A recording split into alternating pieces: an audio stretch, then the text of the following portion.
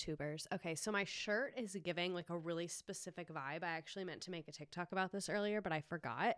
So it says stars, stripes, and reproductive rights. And I don't know why I have this. I don't know. I have no idea. I'm sure I had it for like an event or I'm sure at some point I decided to buy this for some reason. But I put it on because I was like, oh, it's like blue America. Like we're talking about Congress. Like this will be great.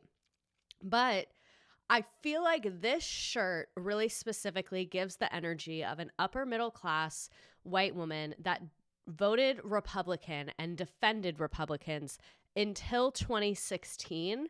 And then now is like a really typical liberal, but I mean that like derogatorily. Like they're the type of person, like this is a shirt that someone wears when they have like a we love everyone vibe, but they like don't want apartments in their neighborhood. Like I feel like that's the vibe of this shirt.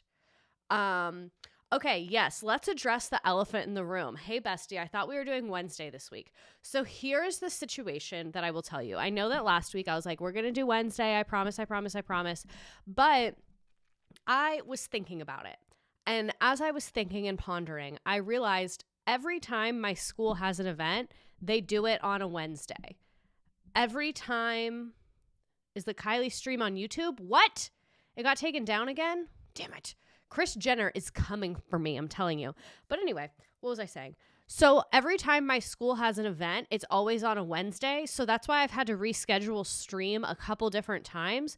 And I was like, maybe it'll just make more sense to switch to Tuesday because then I won't have to reschedule it when stuff happens. Because sometimes I've like tortured myself and been at school from like 8 a.m. to 6 p.m. and then come and streamed at 7. And like, that's just a bad idea for everyone involved. So I was like, I should just do it on Tuesdays permanently because then I won't have to choose between either changing it or torturing myself. So now we're on Tuesdays permanently. And also, like, I wasn't going to say this, but this is a community and we can be transparent. I think I'm funnier on Tuesday because by the time Wednesday is there, like, I'm deep into the week and, like, a lot has happened that week. So I still feel like I'm trying to get through the rest of the week. And I feel like on Tuesday, I just have more energy. And so I just felt like the last couple weeks doing Tuesday, I really liked. And then I was like, oh, and then I wouldn't have to switch and all that. So I'm happy that we're here on Tuesdays. If you're a Wednesday person, I'm very sorry. Maybe we'll switch again in the future. I don't know. It's up to my principal, if we're being honest, unfortunately. This is the only Tuesday stream I'll be live. Normally I work Tuesday. I'm sorry. Let me try and fix the Kylie Jenner thing before we get too into this because I will absolutely forget. Oh my God. Also, I trust you guys. I haven't posted this on like the internet because I don't know. I've just been working on it for a while and I feel like, I don't know. I'm just embarrassed. I feel like I'm showing like my mom my art project right now. But anyway, I haven't posted this on like the internet, but I made a website. So there's my website. I want to like fix a couple little things and one thing is off-centered before I post it like for real. But I would love to hear your thoughts about it. So that is I'm such a fucking teacher. The way I had to do something, so I gave you an activity while I did it. I didn't even think about doing that. I just like decided to do that because I was like, oh, I need to take care of this. I need to keep them occupied while I take care of this problem I'm having. Because that's always what I do. Like if the phone rings, I'm like, okay, this is what you're doing. I need to talk on the phone. But yeah, let me know what you think about the website. Let me know your thoughts, your feelings. On mine, it says the Kylie Jenner is there. When did you look?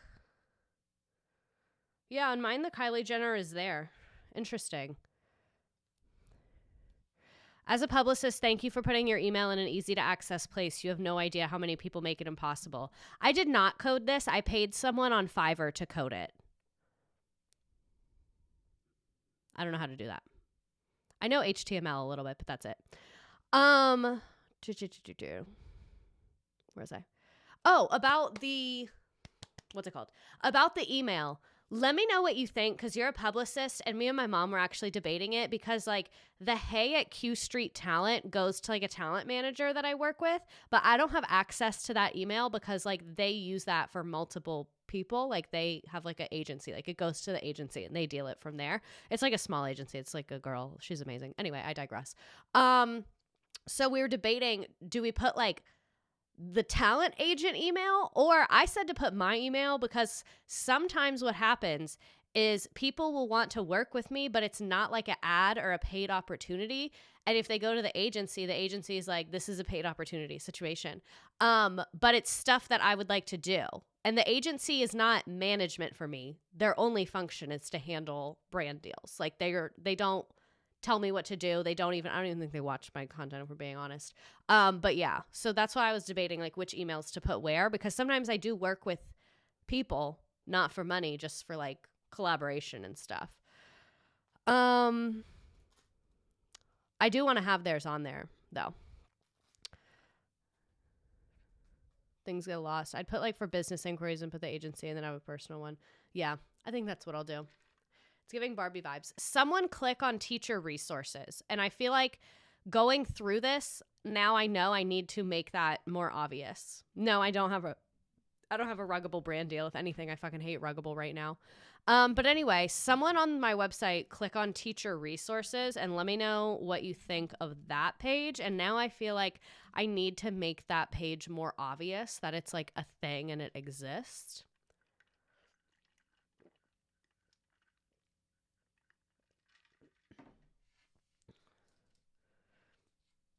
Resource page looks good. But like, would you think to click on it? Would you think to click on it is my question. The way I'm just like focus grouping you right now. You didn't realize you were coming here to work. What is Ruggable and why are you beefing? I would definitely differentiate it from the wishes. Okay. I think so too. I absolutely would click on it. Interesting. I think I should make it a little more obvious though. Like I think it's obviously a button, but I don't think it's obvious that like it's a whole nother part of the website, because every other button is just linked to like external things. What was I saying? Oh, Ruggable. So I bought a rug and it's annoying. But yeah. Ooh, thanks for the wish list things. Okay, but anyway, let's get into this. We have to talk about George Santos. We've already been here for 7 minutes. George Santos is this man. Look at him. I can't even think about my Ruggable right now. I feel like people that have bought a Ruggable know, and like I'm kind of upset that they're not making it more obvious when you buy it. I don't know. I guess I could have looked it up. And embedded the videos. Thank you. I'm glad. Rugs are dumb expensive. You got a mom car, husband got a motorcycle, and a new couch. I love a stuff week.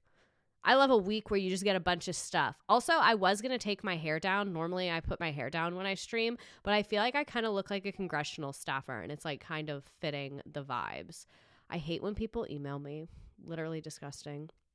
So let's get started and talk about this man. Also, last week I drank a Celsius when I made the slides, and I was like, oh my God, I'm never going to do that again. And I just wanted to say that I did do it again. I just make them so fast. It's so irresistible.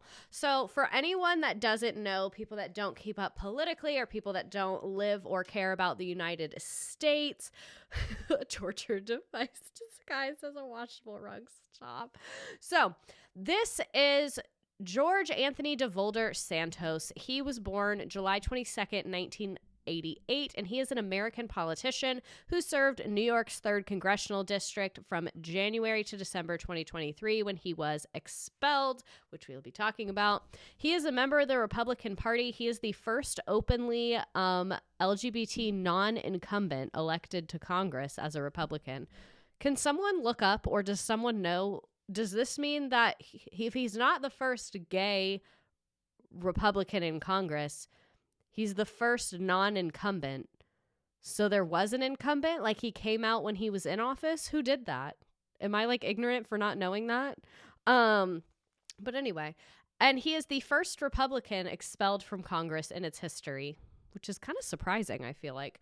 So let's talk about, we're going to go through his whole life. Shocker. I guess someone came out while in office. That's the conclusion I came to, but like, who? I feel like that would have, what? I think it was a 1990s Republican from California who was outed. Oh, okay. That would make sense that he was outed. I didn't even consider that. That makes so much sense. Thank you. So he was born in, or both of his parents were born in Brazil. Their names are Fatima Aziza Carriço Horta de Volder. I'm sure I butchered that. And Garcino Antonio dos Santos Jr., known as Juniors. Again, both of his parents were born in Brazil. His maternal grandparents were also born in Brazil. And three or four of his maternal great-grandparents were also born in Brazil. The other one born in Belgium. His parents immigrated to Florida to work as a migrant, or his mother immigrated to Florida to work as a migrant worker and pick beans in 1985. And then she moved to New York to work as a housekeeper, cook, nanny, just kind of like domestic vibes. And that is where she met Junior, who was a house painter. And then they had George Santos. And then they had another daughter named Tiffany. So that's just kind of like his parents.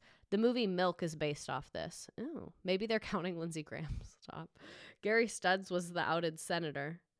There's been more than one then. I don't know. We need to look it up.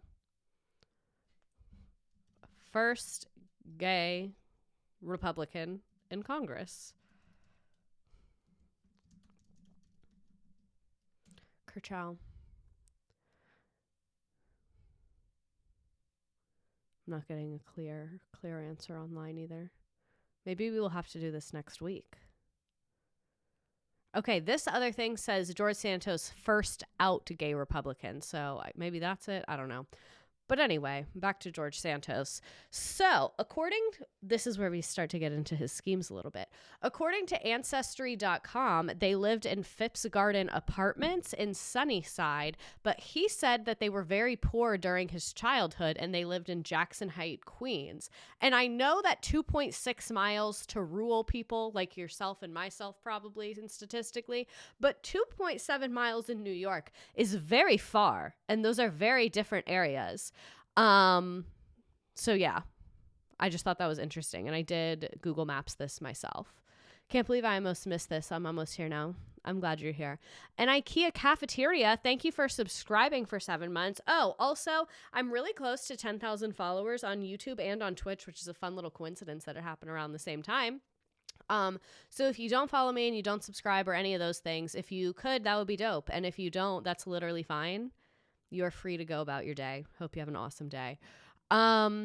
So relatives and friends recall that his parents and aunt often bought him dolls, toys, and clothes despite their lack of money. And his parents' marriage appears to have ended in 1998 when records in Brazil show that the dad was then remarried there. So I guess his dad left and he remained close with his mother, living with her on and off until she passed away, and maintained infrequent contact with his father. According to a biographer, Santos developed quite a reputation with his family for deceit and theft during his childhood, which I think is funny. Guys, I gotta be honest, I mix up George Santos and Ron DeSantis frequently. That's real of you. That is so real of you. Absolutely.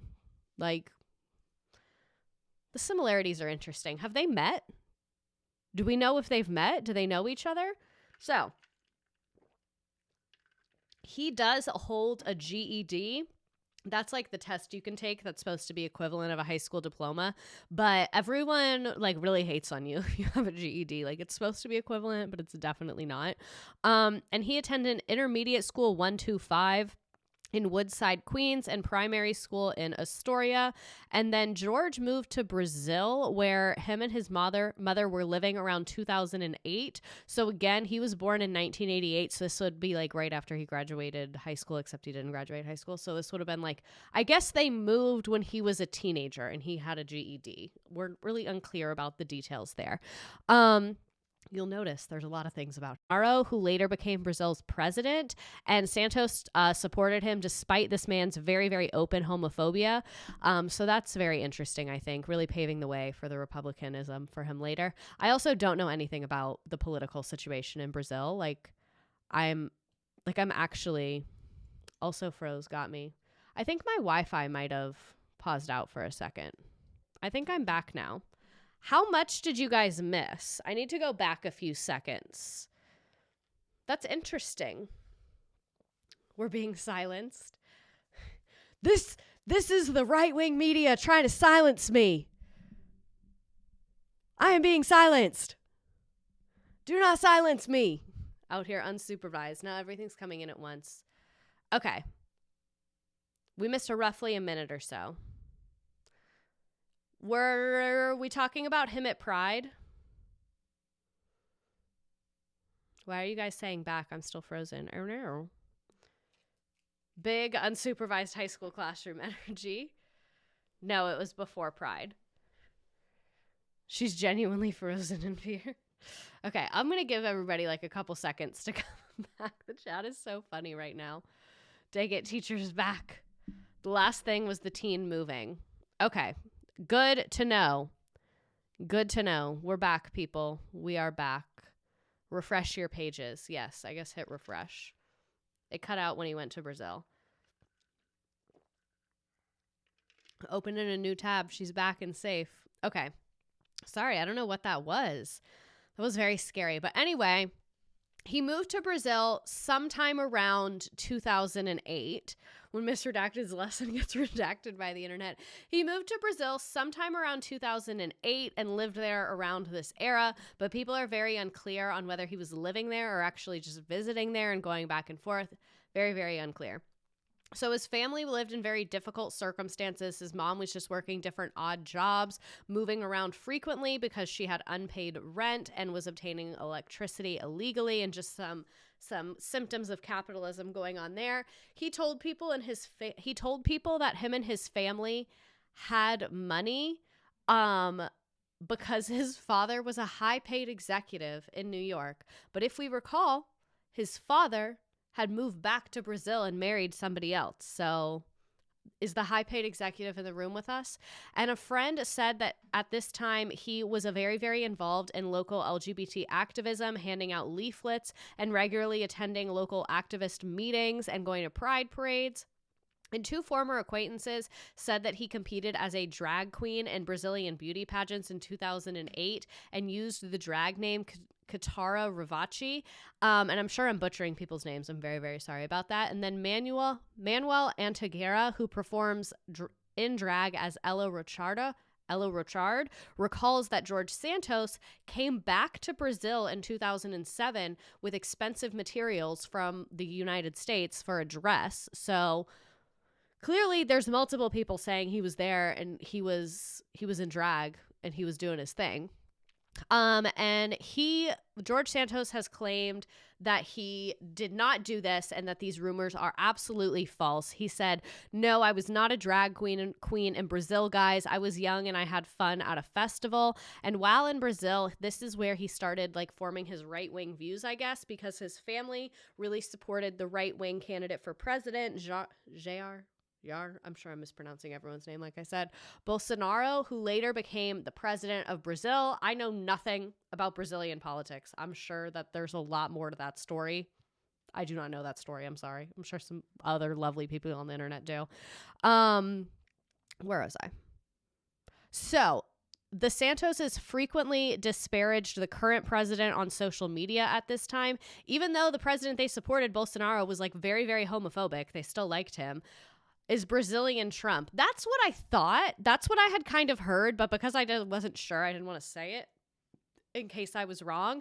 I'll be going on a deep dive of Brazilian politics for this. Latin American politics are fascinating because they are so disturbed by the actions of other powers.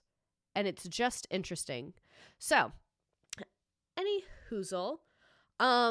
After winning his House election, George Santos posted a picture of himself with one of the president's like friends who was equally as conservative. So your boy supports this very, very conservative president in Brazil. Let me switch my mic really quick so that you can hear this because it's funny. So this on the left is a picture of him allegedly in drag that he denies.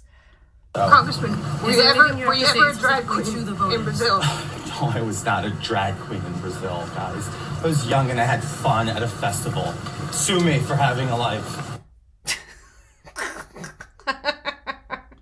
He kind of serves. I don't know why he denies it, right? That's what I'm saying. Like, whatever, man. Also, okay, This might not be the audience for this, but I'm just going to share it anyway. No one sue me. No one involved in this sue me, okay? Do y'all know the podcast The Toast? You know, the brunette one. I think her name's Claudia. I know that they are bad people and they are very directly advocating for the genocide of the Palestinian people, and we should not support them. I'm telling you that right now. That being said, I do think Claudia's husband has a bit of a similar essence to George Santos. I don't want to say that they look like each other because they don't. It's more of the vibe than anything else. And again, I do not listen to their podcast. I never have. Sometimes their videos come up on my For You page. From what I've seen, their politics are fucking disgusting. I have seen very, very, very offensive tweets from Claudia from years prior saying very disparaging things about President Barack Obama. She's not a good person, in my opinion, from what I have seen. But I have seen her husband on my For You page, and there is a similarity to George Santos. I've always thought this. Like, do you guys agree? I'm glad that we could make this a safe space and talk about that. So let's talk about his early career. Trying to figure out when he left Brazil and came back to the U.S., very unclear. It seems like this era of his life is something he has worked very hard to bury most evidence of. And he has claimed dual citizenship, but in 2013, a court described him as an American in a court record.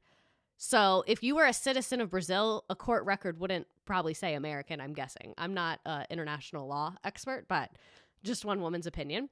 So from October 2011 to July.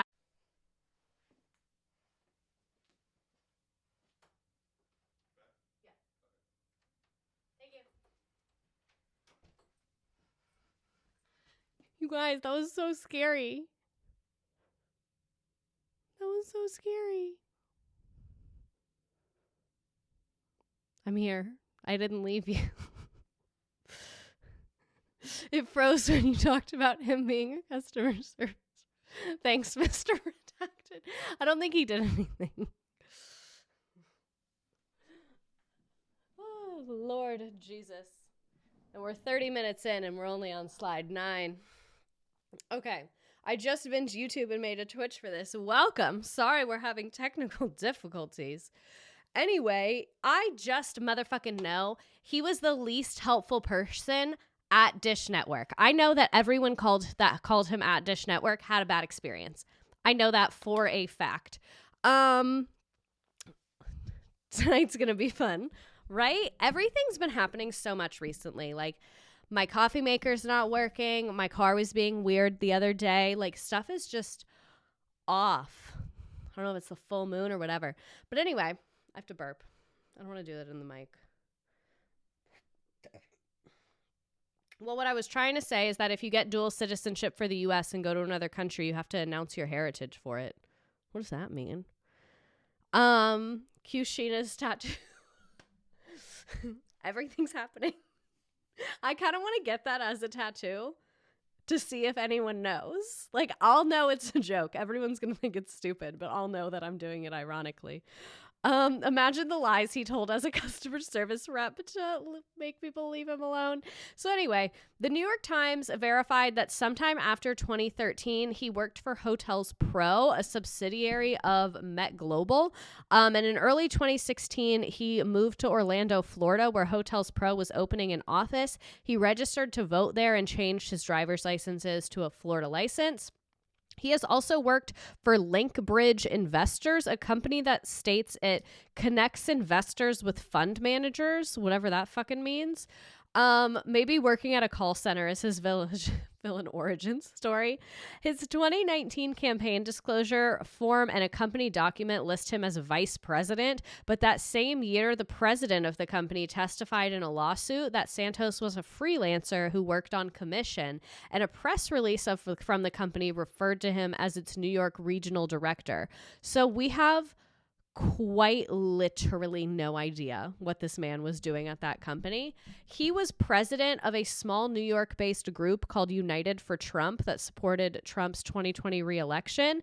And in July 2019, they staged a counter-protest at an anti-Trump rally in Buffalo, New York, which led to shouting and fist fighting. So that is absolutely incredible. And what I am so curious about is people like this. How are you paying your rent? Like, how do you pay bills? What are you like, what's your credit score? Like, it makes no sense to me, because when rich people scam, I get it, you know, because I'm like, yeah, or not even scam. What I mean is when rich people don't have a job and they're pretending that they're working, I get it. Like, it makes sense to me. Like how he has these like fake titles and is bouncing around. Like, when rich people do that, I'm like, yeah, man, you don't have a real life. Like, you can do that and that's fucking fine, I guess. But my thing is, like, we know he does not have family money or anything like that. So, like, how do you pay for groceries? Like, where do you lay your head at night? Like, none of it is making sense to me. And like, you moved to Orlando. Where were you living there? Like, the whole thing is just confusing. Maybe he had a man. That's always like, is it that? I never want to assume that of people, but like, sometimes really I'd be wondering about people. And sometimes, like, I don't know, I'm just nosy as fuck. Like, I really am. Like, I want to know everyone's business.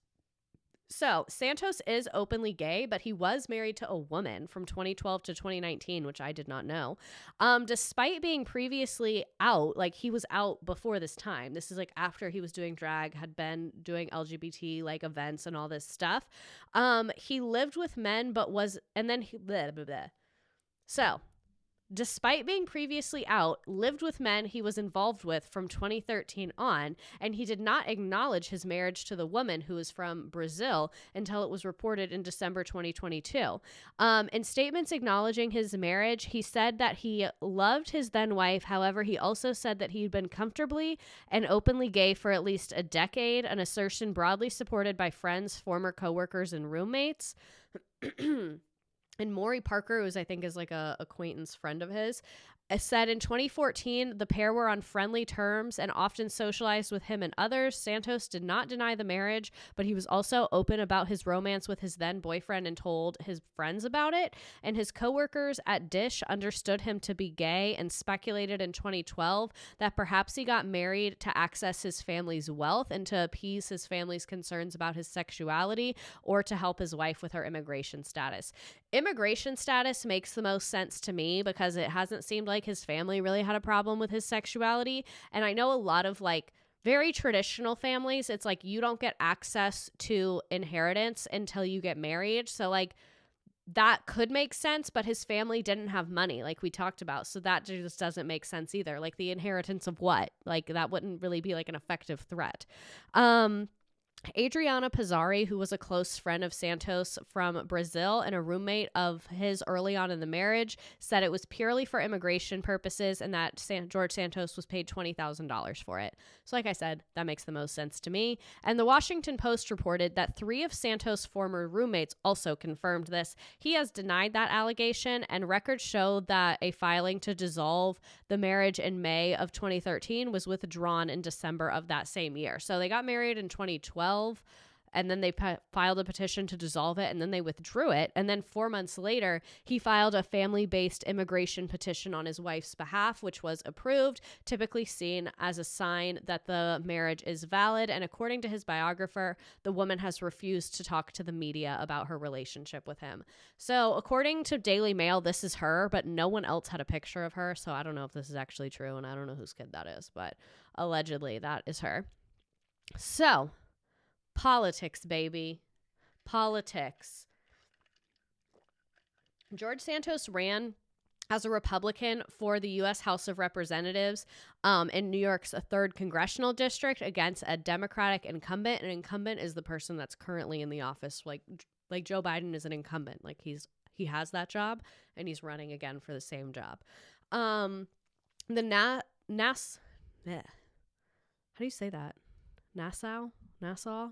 The Nassau County Republican Committee was known for the tight control that the leadership exercises over competitive races would have discouraged an unknown candidate to run with such minimal experience, but it was expected that the incumbent was going to win and no other candidates had put their name forward. And George Santos raised a lot of money and spoke to donor groups and attended phone banking sessions at Mar-a-Lago with Donald Trump's children, so his efforts impressed the party officials. So even though that he was like kind of a nobody, they liked him because he brought in money and had gone to some shit with Donald Trump. Like literally, it's so easy.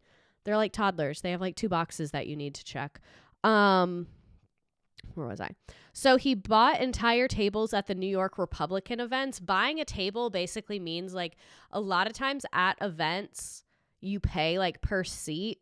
And you're paying for like the meal. Like if you buy a table, that means you paid for everyone at that table. So you can like bring a group of people. It's like a nice thing to do for a group of people. So he's buying entire tables at New York Young Republican events. I can imagine those are pretty fucking expensive. And other candidates making the same rounds noticed that he repeatedly exaggerated his fundraising totals, with a wide contrast between what he said and what he reported on finance disclosure forms.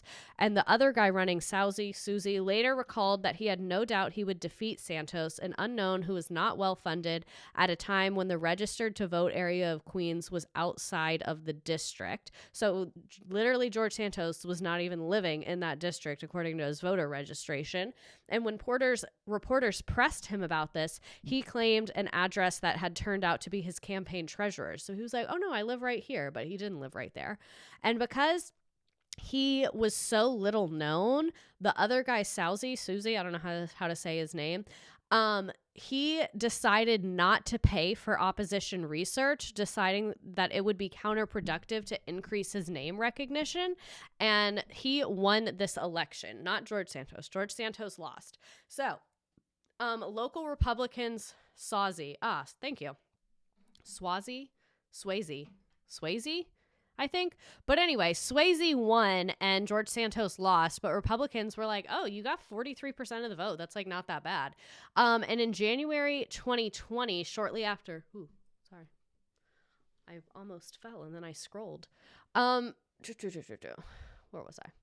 In January 2020, shortly after launching his first campaign for Congress, he began working for Harbor City Capital, a Florida-based alternative investment firm, and the SEC later filed a civil suit against that company for running a $17 million Ponzi scheme. And in June 2020, when he had his first run for Congress, he opened an office for Harbor City Capital in Manhattan and became the firm's New York regional director. He was not named on that lawsuit, and he has denied knowledge of the fraud, but I find it interesting that you were working in investment that got in trouble for fraud while you were running for Congress, and you allegedly had no idea. Very, very interesting. Does it keep skipping for everyone else? The Wi-Fi is really just not on our side at all. In 2020, George Santos claimed to be managing $1.5 billion in funds for Harbor City with a fixed yield of 12% internal rate, whatever the fuck that means. I don't know what those words mean. An investor said that Santos called him after the SEC suit was filed, crying that he had lost $1 million of his own money as a result. Harbor City paid Santos at least through April 2021, but Andrew, a trader, a New York financer, says Santos told him he had been let go before that due to his political activities. So again, still confusing as fuck with his job. Still confusing as fuck with his job at this point in time. And he refused to accept his 2020 defeat. Just like his good old boss man, Mr. Trump, he said, I did not lose. He began raising money and hired additional staff for a recount, insisting that half the Democratic ballots should have been discarded. And he also refused to leave the orientation for new members of Congress. So they literally had like a first day of school meeting. Oh, why is it skipping? This is so lame. I don't know what to do. Imagine George Santos, Elizabeth Holmes, and Anna Delvey having a conversation. We don't deserve that. So anyway, they had like a first day of school meeting for the Congress people, and he refused to leave even though some people say it's not. Interesting. Even though he literally lost. he was at the little fucking orientation. And he spoke at a Stop the Steal rally the day before the January 6th attack on the Capitol, telling the crowd that he lost his election by 13 percentage points in 2020 was stolen from him.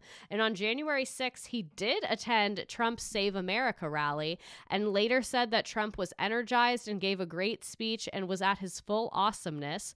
And after the mob, 13% is a lot. And after the mob, you know, like attacked our Capitol and tried to like stop an election, and we like came within inches of losing a democracy. But, you know, after that happened, he said that he was not a part of that. He said he was never on Capitol grounds, and he called it a sad and dark day. And he acknowledged that Joe Biden won the 2020 presidential election. So shortly after his loss to Sauzi, already forgot how to say it. Santos formed a PAC, a political action committee, and began raising money to run for Congress again. And then New York State Republicans said George never stopped being a candidate. He was spending time at Mar-a-Lago raising money in different circles. U.S. Representative Elise Stefank was an early Santos supporter. She endorsed him in August 2021, and then 9 months later tweeted that she helped him raise over $100,000 at a lunch fundraiser. And some Republicans began to have reservations about him. In mid-2021, one of his former advisors found out about his connections to Harbor City, the bank that got not the bank, but the investment place that got in trouble, and some of its business practices. And he was successful at getting he was unsuccessful at getting a newspaper to cover it. And after learning that Santos had falsely claimed to have been endorsed by Trump, a major Republican donor who could not verify his claimed work history shared her suspicions with a close friend to Stefanik, saying that they were tired of being duped, and the group asked Santos for his resume, and he refused and told them that the request was invasive. So literally his own party was like, I think that you are sus. Like, I don't like this, and I would like to see some information on it. He was like, that's so rude of you for asking. Like, how could you even say that to me right now? And with Santos' permission, his campaign commissioned a vulnerability study on him late in the year, and some of his campaign staff were so taken aback by what the 100-page study found that they advised him to drop out of the race. So a vulnerability study is basically when you hire people to spy on you and dig up dirt on you to see what's out there. And I guess they found a lot. He refused to drop out and disputed some of the study's findings, saying that he would show them his diplomas, but he never provided the diplomas. And his members of his campaign staff started resigning, and those who remained grew so concerned about his lying that they asked him to seek professional help. Like, imagine working for a congressperson and they're such a liar, you have to ask them to go to therapy. And according to unnamed sources, Dan Constan, an ally of Kevin McCarthy and leader of the Congressional Leadership Fund, told congressional leaders about the concerns that Santos might be revealed as a fraud. But through Stefanik, Santos was able to hire new staffers, and he required the departed staffers to sign NDAs, non-disclosure agreements. Love that. So literally, like, the Republicans knew that he was sus. Like, they knew that this man was sketchy as fuck, and they were just like, what can we do? Here's an NDA. No one say anything. And Republican officials had privately discussed the dubiousness of his claims about his past employment and personal wealth, but assumed that he would have been vetted in 2020. But remember, in 2020, he was such a loser that the other guy thought it was a waste of money to even vet him. Insane. And some Republicans tried to recruit State Senator Jack Martins to challenge Susie. Another candidate talked about running. After another candidate talked about running, Santos and his PAC donated $185,000 to the county Republican committee, which soon endorsed him. So literally, he's just like buying them. Like, it's so fucking plain and simple how easy it is to buy votes in our democracy. It's like actually hilarious. That's like my middle school friend lying about having cancer. Jesus, I feel like every middle school had someone that does that. Where was I? So Sazi announced in November 2021 that he would not seek re-election to Congress and would instead run for governor of New York. And this move improved Republicans' chances of winning for the seat. And Santos was unopposed for the Republican nomination, so he ran for the open seat against the Democratic nominee Robert Zimmerman. And the Zimmerman campaign had access to the lengthy Democratic Congressional Campaign Opposition research file on Santos and unearthed a lot of the information about his falsehoods. But because further research on that would have been super expensive, they decided to instead focus on voter outreach and advertising. Always go for the jugular. Always, if you have dirt on someone, use it. Like, if you are running a political campaign and you find out that someone's a fraud, you should be doing voter outreach to tell them about the fraud. Like, you should verify that and then just, like, put it on Twitter. Like, fuck your little pamphlets. They're all going to get thrown away. Stupid people. In September 2022, the North Shore... I am not drinking a Capri Sun. I had a cherry Dr. Pepper, but it's pretty much gone now. But anyway, the North Shore Leader raised questions, that's a newspaper I'm assuming, about George Santos' employment at Harbor City and his personal financial disclosure forms and the claims of his personal wealth. In an October editorial, the paper endorsed Zimmerman, stating that Santos had a bizarre, unprincipled, and sketchy, and most likely fabulous, a fake. No other media outlet reported on this matter until after the election. So it seems like it was kind of an open secret. Like, everyone that knew he was like a scammer was just like, yeah, man, shit happens. And late in the campaign, both parties realized that the elections on Long Island would be close and could decide the control of the House, which is insane that it came down to this. And a Democratic Political Action Committee spent $3 million to support Zimmerman. And on the Republican side, they had spent nothing in support of Santos, but committed $1.5 million to the 2nd and 4th district races. So he's 3rd. So he's the one in the middle. You see, I can't tell if he's actually a Republican or if he just wants to grift them. It's really hard to tell. But Santos defeated, and sources told the Times that it was because the Congressional Leadership Fund, the Republican money, had been aware of the problems with Santos. But Santos still defeated Zimmerman in the 2022 election by an 8% margin, flipping the district to be a Republican district and helping Republicans retake control of the House by a narrow margin. And this made him the first LGBT non-incumbent Republican elected to federal office. This entire story is such a failure of opposition research. Somehow it's Reagan's fault. Oh, God. So let's cover some timeline of his campaign. And again, he was elected November 2022. So June 21 is when he announced his second congressional campaign. And his campaign website said that he went to Baruch College in New York and was employed at Citigroup and Goldman Sachs. That's definitely a lie. September of 2022, he files personal financial disclosures claiming assets of $11 million. And in 2020, he had reported $5,000 in his bank account. So that's a really not adding up for me. Then he defeats Robert Zimmerman, like we said. And then November 19th, 2022, he tells Republican Jewish Coalition Summit in his election means now there will be 3 Jewish Republican members of Congress, implying that he is Jewish. He's not Jewish. And then in November 21st, 2022, in an interview, he said that he lost 4 employees at the Pulse nightclub shooting in Orlando, Florida in 2016. So those are just some little crumbs for you that we will pick up later. And I'm just kind of dead at the fact that this man was literally scamming, and the Republicans were like, what can one do? He is fundraising, though. So... did you hear he was at Donald Trump's house? That's something. And they really just didn't care. And this is where he won. That's his district. It's on Long Island. Isn't that the GOP way, though? I think it's just the political way of the United States at this point, if we're being honest. I'm very disillusioned of the government right now. I apologize for that. The Republicans were like, if the check's cash, why do we care? They were proud of anything. And then in the weeks following his victory, numerous news outlets reported that much of his biography was really not adding up.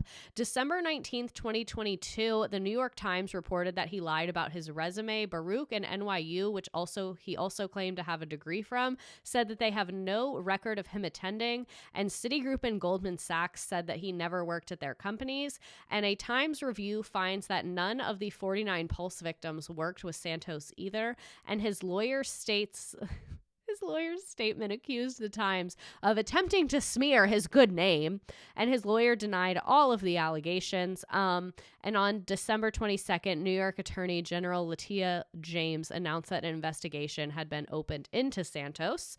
But on December 21st, the Forward produces evidence refuting claims that his grandparents had fled the Holocaust and that he had Jewish ancestry. More on that later.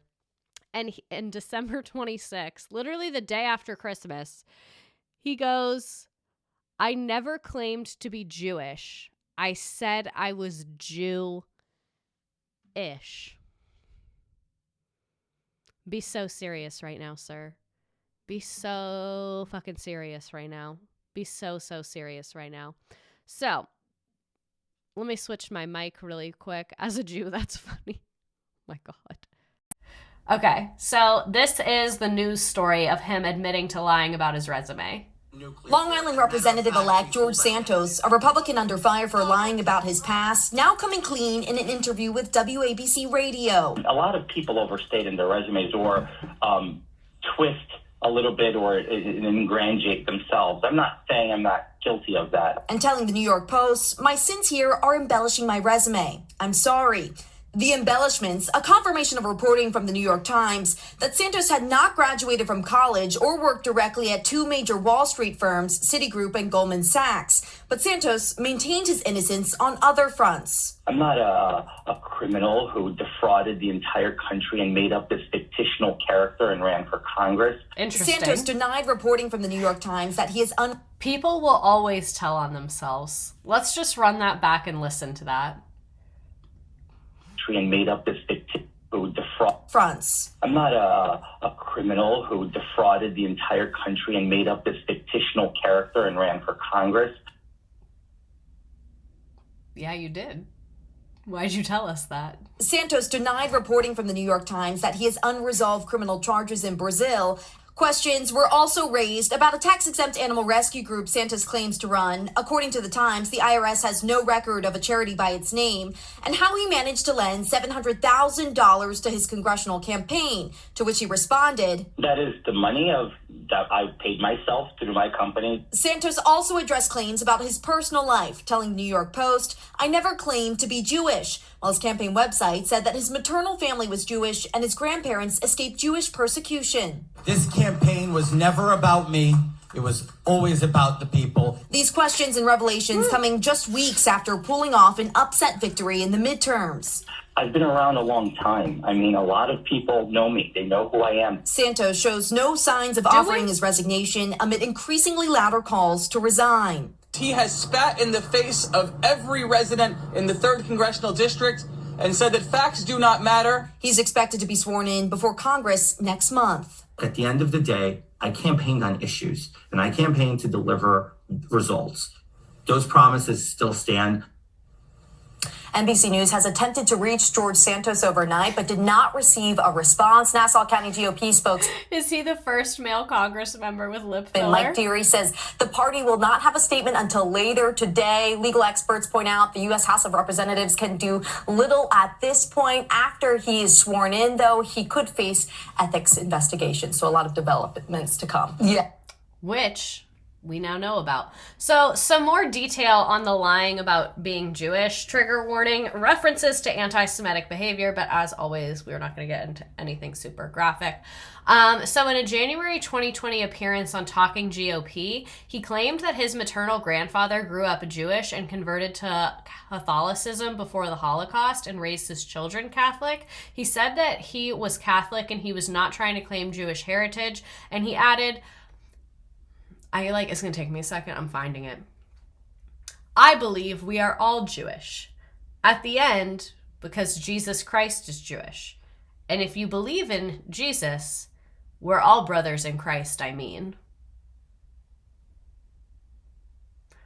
I'm not religious, but I don't think that's right. And the video resurfaced later, naturally, as they always do. More specifically, he also claimed that his maternal grandparents were Jewish Holocaust refugees who fled Soviet Ukraine and German-occupied Belgium, which is a very specific lie to tell. That's a very specific backstory. And, where was I? And on another radio show, Democratic former Congressman Steve Israel, is that his real name? I think so, offered his support during an event hosted by the Council for a Secure America, a bipartisan group, and he told Santos, "You're the first Republican I'm voting for in my life." Which, you're literally just not Jewish. So we're not going to read through all this. There's some more details about his claims to be Jewish. And a co-chair of the organization said that this served to give an impression that Santos' mother was Jewish. So he had a whole bunch of different times claiming that he was Jewish. I'll skip through some of these because I don't really feel the need to read details of his lies. This is what happens when I drink Celsius and make these, is I include every single little tiny thing. Santos' former roommate said that George had previously made very anti-Semitic jokes and said that it was acceptable for him to do so because he was Jewish. And the former roommate corroborated a claim that Santos previously joked online about Adolf Hitler killing Jewish people and black people. So seems like he's kind of changing his tune based on the audience. This feels insidious given how high the Jewish population is on Long Island. Exactly. There's a lot of Jewish people living on Long Island. I think he absolutely did this for votes. He stole his roommate's life story. And then I'm going to skip through some of this. And then we kind of already talked about, he said I was Jewish, blah, blah, blah, blah, blah. And he did take a DNA test and claimed that his Jewish heritage was vindicated by this DNA test, but he never revealed it, so I don't really know if I believe that. And Santos said on a May 2023 podcast he was raised Catholic, but considers himself a member of the tribe because his mother's ancestry was predominantly Jewish. And he said that he had many Jewish friends among his constituents and went to Shabbat dinners more often than most. So literally, what are you fucking talking about? Why is he better at lying than Trump? Yeah, I have absolutely no idea what he is talking about. And he seems like very, very many lies. And it seems like if he said that in May 2023, the tribe, he's learned absolutely nothing at all. And January 2nd, 2023, the New York Times reports that a Brazilian law enforcement authorities intend to revive fraud charges against Santos because apparently he had stolen a checkbook and written fake checks in 2008. So now that he's getting some attention in the US, it's coming out that he was up to no good in Brazil. If you are an international criminal, you probably should not run for Congress, I'm thinking. And then January 9th, the Campaign Legal Center files a complaint with the Federal Election Commission accusing Santos of illegally using campaign cash to pay for personal expenses and submitting false information about the campaign contributions. And then 2 Democrats from New York file a complaint with the House Ethics Committee over George Santos's alleged failure to comply with financial disclosures. And then he says, "I will not resign," to reporters on January 11th. January 18th, the news outlets post immigration records showing that his mother was not in the U.S. on September 11th because he had claimed that his mother was in the World Trade Center on 9/11. So the news was like, that's actually not true. Your mother was not even here at all. And a disabled veteran also accused George Santos of stealing tens of thousands of dollars that were raised for his service dog.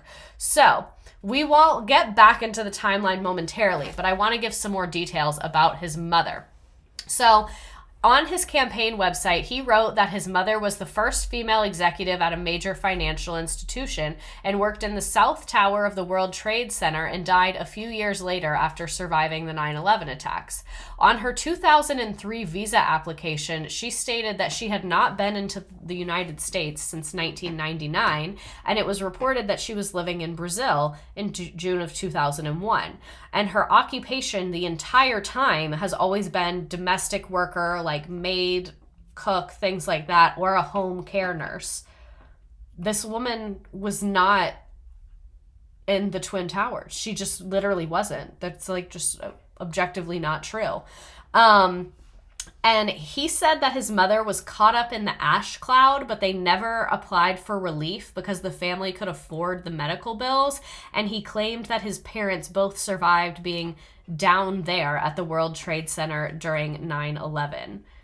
So whatever that fucking means. And apparently his mother passed away in 2016, and Santos told the priest that the family could not afford a funeral, and so the memorial mass raised a significant amount for the family, which he gave to George Santos, and he also had a friend set up a GoFundMe, and Vanity Fair reported that the funeral home never received the $6,000 that it was owed for its services, and he insisted that his mother had been at the World Trade Center. This was in 2023 after this all came out. He said, "It's quite insensitive to rehash my mother's legacy. She wasn't one to mislead me. I stay convinced that that's the truth." And you're saying that like you were a kid. You were born in 1988. You would have remembered what was going on 9/11 very clearly. He has used various aliases like Anthony Sabrowski and Anthony DeVolder. And a 2011 Wikipedia user page claims that Anthony DeVolder had acted in Hannah Montana and Sweet Life of Zack and Cody. So I guess he's a fake actor in his fake life, because I don't think he was ever on that show, either of them. So after returning to the U.S. from Brazil, he also told his friends that he had worked as a journalist for the Brazilian media conglomerate. The New York Times could not find his information anywhere on the website. And he also told a roommate in late 2013 that he was a model who had worked in New York Fashion Week and Vogue. And he called himself a seasoned Wall Street financier and investor, and said he had worked for Citigroup and Goldman Sachs. But again, neither company had record of him at all. And his campaign website claimed that he was an associate of asset manager in the real asset division of Citigroup, but that company sold their asset management division in 2005 before he even claimed employment. So he's claiming a job that literally didn't even exist. And he, in 2022, claimed that while he was employed at Goldman Sachs 7 years earlier, he had attended the SALT conference. And while he was there, he allegedly criticized the company for investing in renewable energy, calling it a taxpayer-subsidized scam.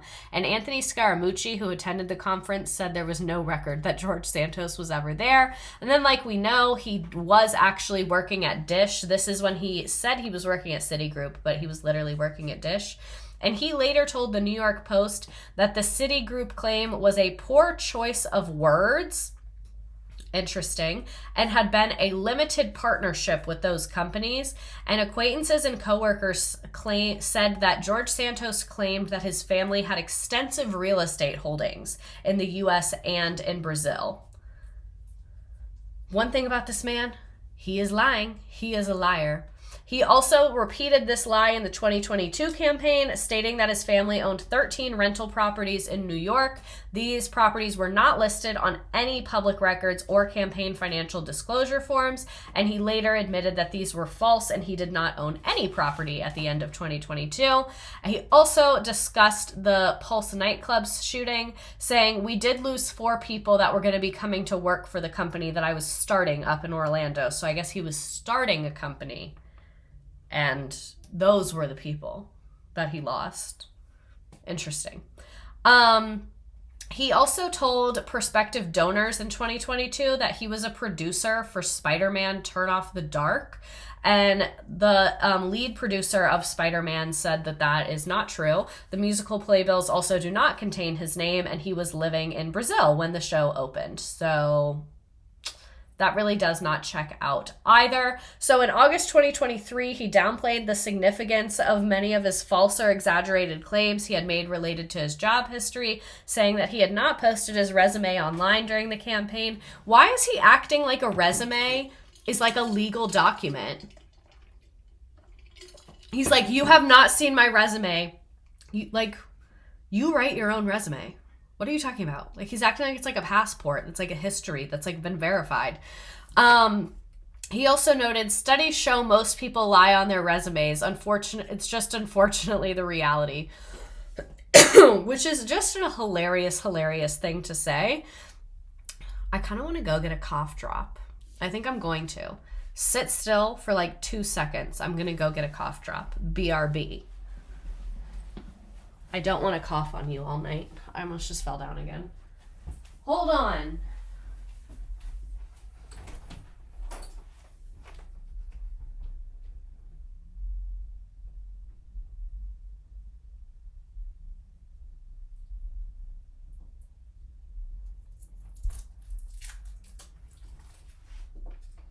Okay, I'm back.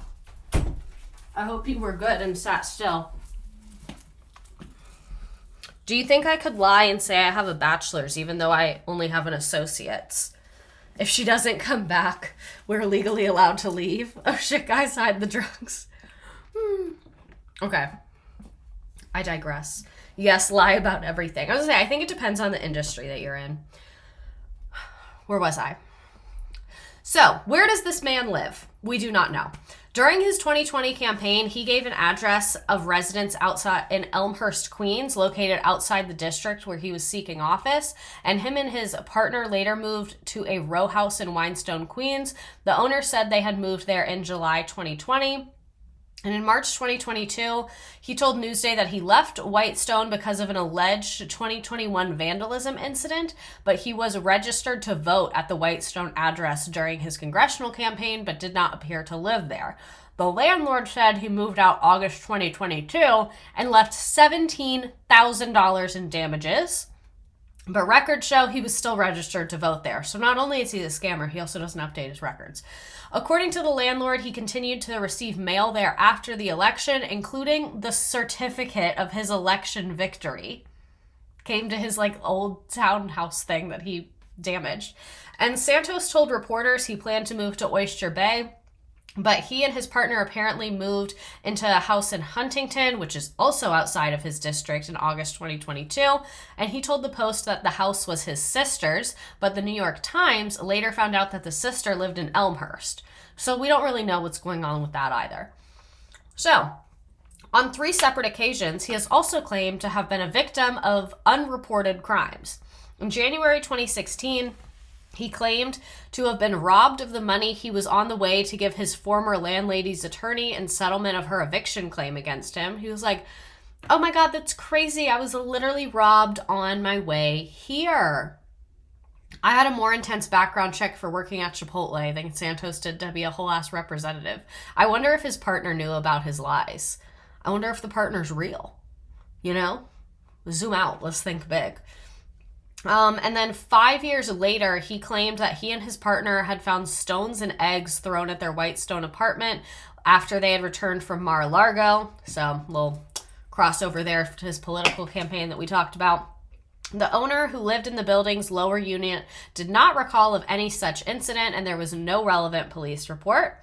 And after his election, he told 2 Brazilian journalists in a podcast that he had been mugged as he walked out of a building on 5th Avenue and 55th Street mid-afternoon. He said they took his briefcase, watch, and shoes and fled the scene before anyone noticed anything.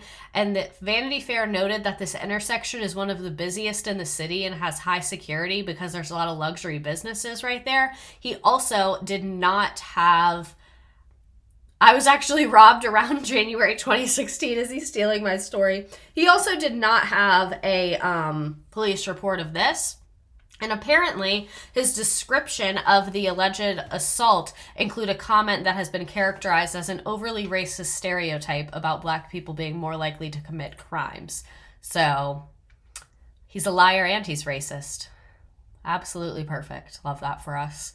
October 2023, Santos told the Times that a few months ago, I don't mean to laugh, but this is just such a fucking ludicrous lie, that his niece had vanished from a Queens playground, but was found 40 minutes later with 2 Chinese men. And he claimed that to suspect that the incident was in retaliation for his opposition to the Chinese Communist Party. I don't know how to tell you this, George, but the Chinese Communist Party does not give a fuck about your niece.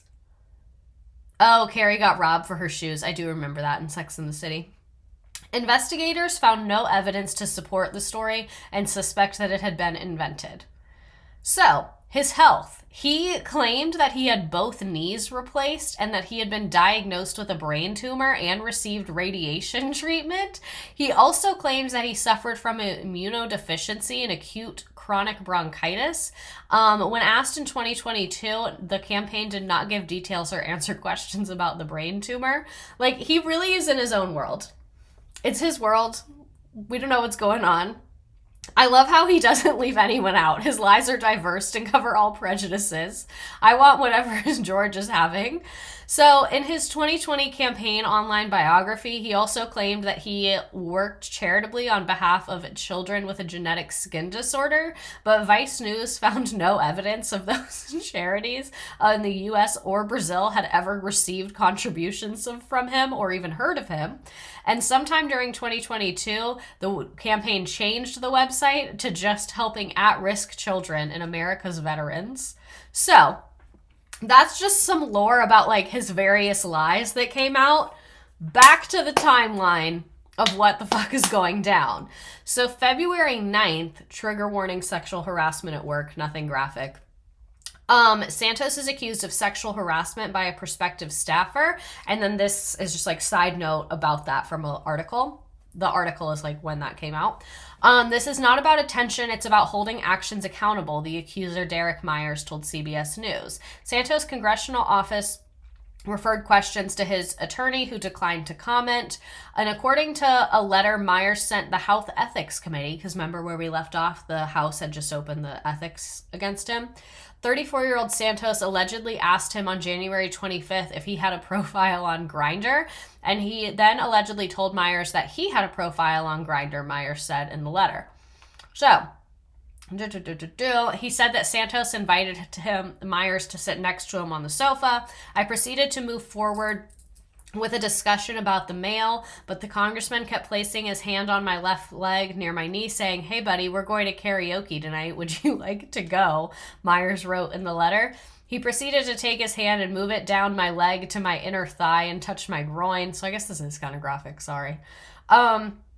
I quickly pushed the congressman's hand away and grabbed mail from the table and proceeded to discuss the topic of constituent correspondence. Shortly thereafter, I left the personal office and returned to my desk.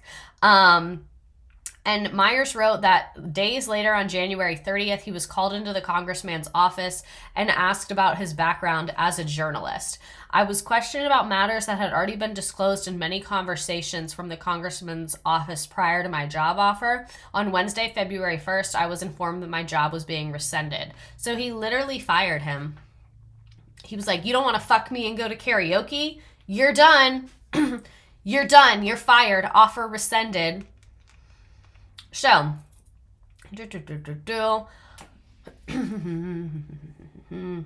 okay. Last year, Myers, the editor-in-chief of a local Ohio news website, was charged with felony wiretapping by the Pike County Sheriff's Office after his outlet published leaked audio from a murder trial, and the Committee to Protect Journalists denounced the charges, and Myers said he pleaded not guilty after 60 days of no indictment being brought.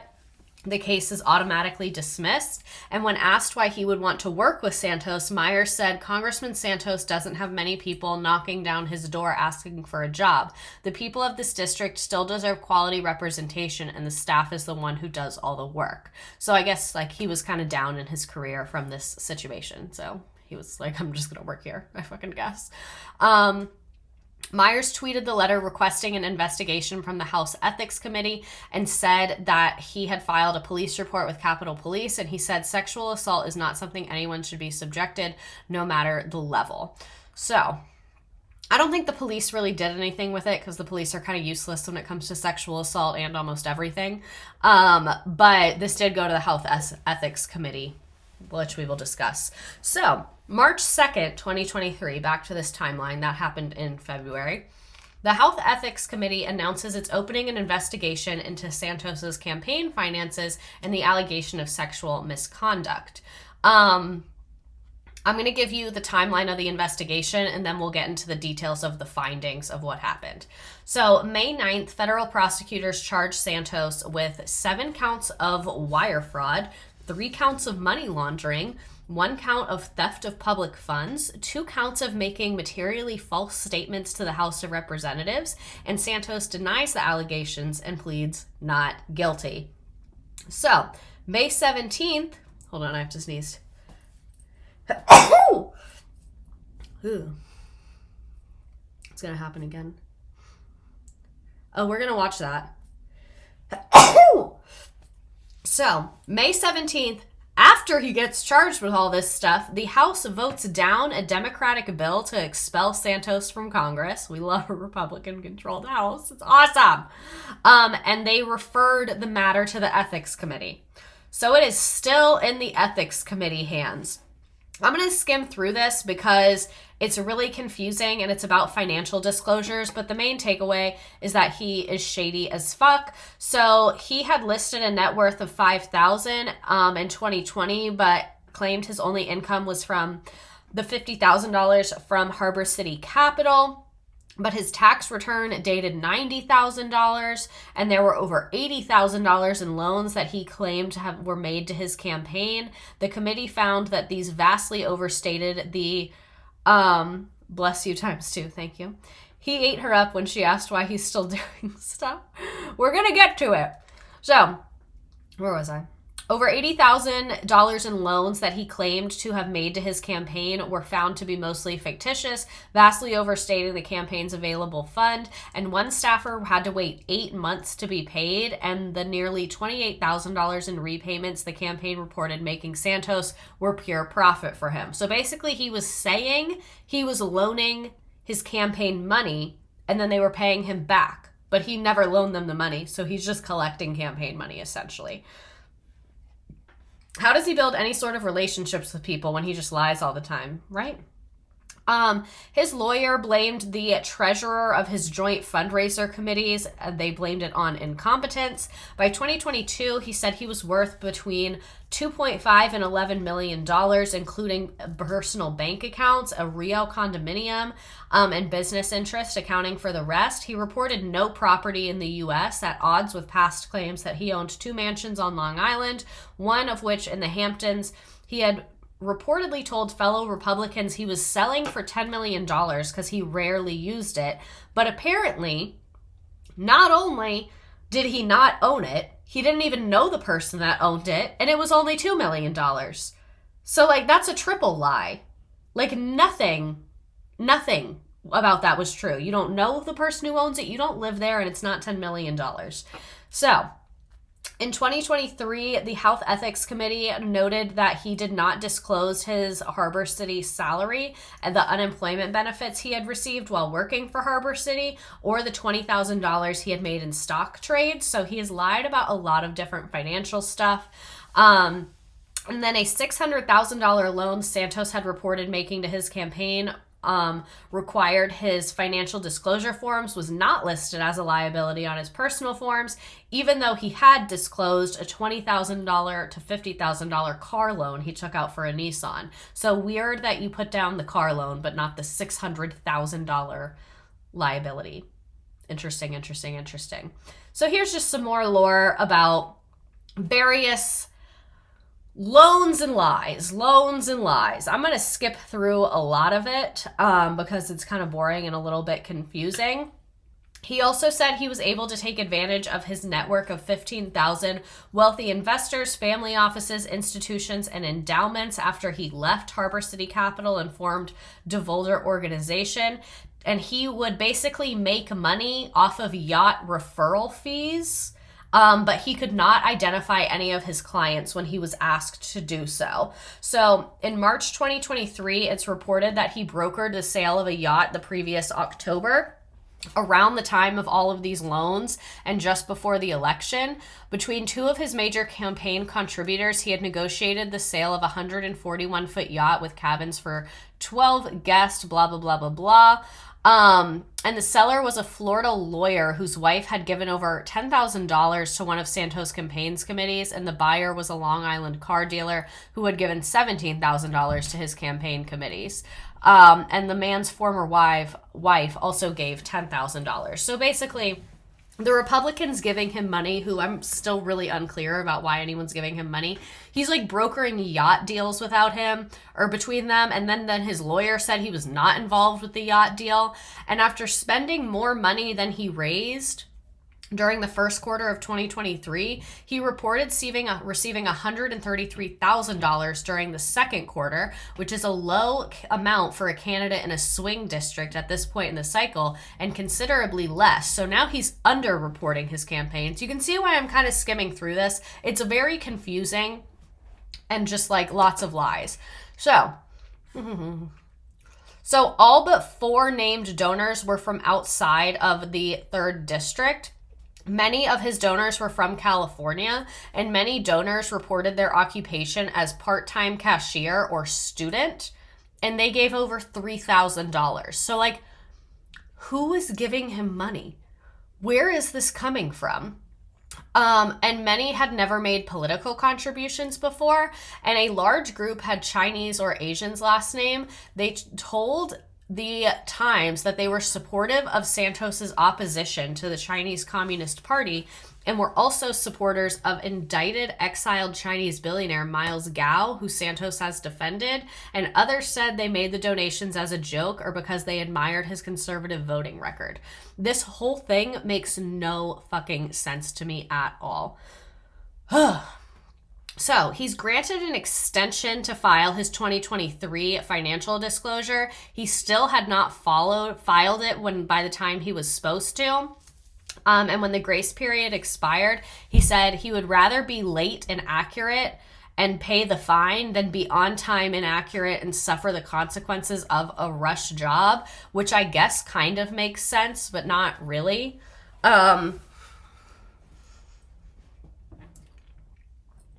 Not to be this person, but circus arts is an incredibly sophisticated and deliberate performing art that bears no resemblance at all to what happens in the U.S. government. That's such a specific hill to die on, and I love, love, love, love that for you. But anyway, his financial disclosures are a mess. We're going to skip through this. He's lied about a lot of money. And so we get into, we're really moving slow tonight. That internet outage really threw us. We move to his campaign spending.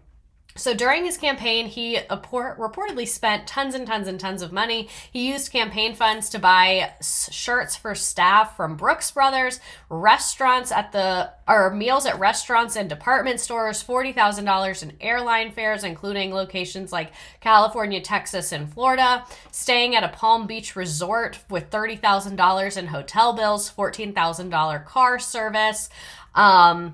So yeah, he's spending all of this fucking money. He also spent at least $11,000 on luxury items with money that was obtained through credit card fraud and identity theft. And he allegedly used donors' credit card information without their knowledge or consent, representing himself as them and diverting those funds to a company he controlled. The Health Ethics Committee found several instances of apparent spending during and after the campaign that were not reported to the FTC, like Atlantic City casinos, JetBlue, a pet store, various retailers, a hotel bill that was $3,000. It's really just adding the fuck up. It just keeps adding the fuck up. And then at the end of November, following his election, his campaign wired him $20,000, which also went unrecorded. He spent $6,000 at Ferragamo, withdrew $1,000 in cash in a Queens ATM, and later $800 at a casino, and then used the other money to pay his rent. He also lists companies that say things like Cleaner123, who received $11,000 over 4 months in rent for campaign staff housing in the district. So literally his financial records are just a fucking disaster and a mess. I'm going to skip through some of these. These are more of his just like various overspendings. You can see I'm never drinking a Celsius again. Someone remind me of this. Oh, I did want to repeat this. Did I? Okay, so Politico compared Santos's campaign reports to other congressional campaigns that spent similar total amounts, and found that only 9% of them had recorded expenses in this like $199 to $200 range, because tons and tons and tons of his expenses were $199.99, which is 1 cent below the $200 threshold where you legally have to provide receipts. So when they looked at other campaigns, they were like, almost no one is spending $199.99, and you are all of the fucking time. So apparently most places, the only charge they had that was around that money was a video conference for Zoom, because that is $199.90 for the year. But only 25 other campaigns reported that amount, and most of the, sorry, I can't talk. So 25 campaigns reported the $199.99 amount, but they only did it 1, 2, 3, or 4 times. George Santos did it 37 times. They also noted that these reached a total of 1,200 separate payments in early 2022, totaling over $250,000. So lots of sus campaign things happening. We are going to talk about the OnlyFans stuff. I think I'm going to skip through this too. I'm sorry. The legal stuff is just like kind of boring to me. But yeah. The FCC is investigating him. And like we said, this is when Brazil was like, we know that guy. That's our man. You found him. So like we said, he spent time in Brazil, and he forged checks that he had stolen from a man his mother was taking care of. And he used the money to buy clothing. And he presented identification bearing his photo, but the check owner's name. And they became suspicious because the signatures did not match. So this case was archived in 2013 because they couldn't find him. But in January 2023, the Brazilian prosecutors announced they were going to revive it because they were like, we found him. We found him. So, March 14th, 2023, he announces he's running for re-election. All of this shit we've been talking about, all of this shit hits the fan. And he's saying, let's run for re-election. Let's run for it. So, now that we learned an insanely annoying amount of detail about what happened in his first campaigns, let's go back to that House Ethics Committee. So, they did a whole bunch of stuff. They had 40 witnesses. They subpoenaed 30 people. It was a whole lot. And they found a huge scope of misconduct. So November 16th, the Ethics Committee released its investigative subcommittee report accusing Santos of fraud similar to those he had already been criminally charged with, such as diverting campaign funds for personal use, as well as the money raised for the Redstone strategies that donors were told would be used for campaigns. The subcommittee listed some of those personal purposes, like $4,000 to Hermes, plastic surgery and Botox, payments of personal credit card bills, travel, Atlantic City and Las Vegas, an OnlyFans subscription. There it is, the OnlyFans subscription. In a news release accompanying the report, the committee said its investigation revealed a complex web of unlawful activity involving Representative Santos' campaign, personal, and business finances. He sought to fraudulently exploit every aspect of his House candidacy for his own personal financial profit. It believed there is substantial evidence that the Representative Santos violated federal criminal laws, some of which are the subject of pending charges filed against him in court. Santos subsequently announced he would not run for re-election, though he would remain in Congress for the rest of the term, and he called the report a disgusting politicized smear that shows the depth of how low our federal government has sunk. So, he was committing crimes. What other crimes were being committed? So, various evictions and unpaid judgments, which is not a crime, but I feel like when he does it, it is. Like we said, he was already dealing with some eviction stuff, and that really just continued. A one-time roommate described moving into the first apartment In December 2013, after befriending Santos, it only had 2 bedrooms, a bathroom, and Santos shared it with his mother, his sister, and later his boyfriend. Maury Parker recalls the eviction notices were sent monthly, and new roommates rapidly cycled through the apartment, and Santos's personal finance fluctuated widely. He would go to bars with rolls of $100 bills, and 3 days later, he would have no money. Santos was locked out of the apartment in the summer of 2014, and he told the housing court he needed access to the apartment to feed his pet fish, which a former roommate later said that it never existed. So, he's not a criminal. He's crim-ish. Exactly. He also signed a lease in 2014, and Pedro Vieira, who had been Santos's boyfriend at the time, told the New York Times that Santos claims he was expecting money from his investment work at Citigroup, so Vieira paid most of the bills, but Santos never ever actually went to work. The relationship soured when Vieira stopped believing Santos's promises, and came to believe Santos had taken his cell phone to pawn it, and he discovered the 2013 charges against Santos and moved out. The way that this random boyfriend figured it out in 2015, but the fucking Republicans of New York didn't do shit about it, very interesting. So, and then like we said, he said that he was mugged when he was going to pay the landlord her money back. So, really, this man does not pay his rent. Also, Friends of Pets United, he claimed to have rescued over 2,500 animals as founder and operator of Friends of Pets United.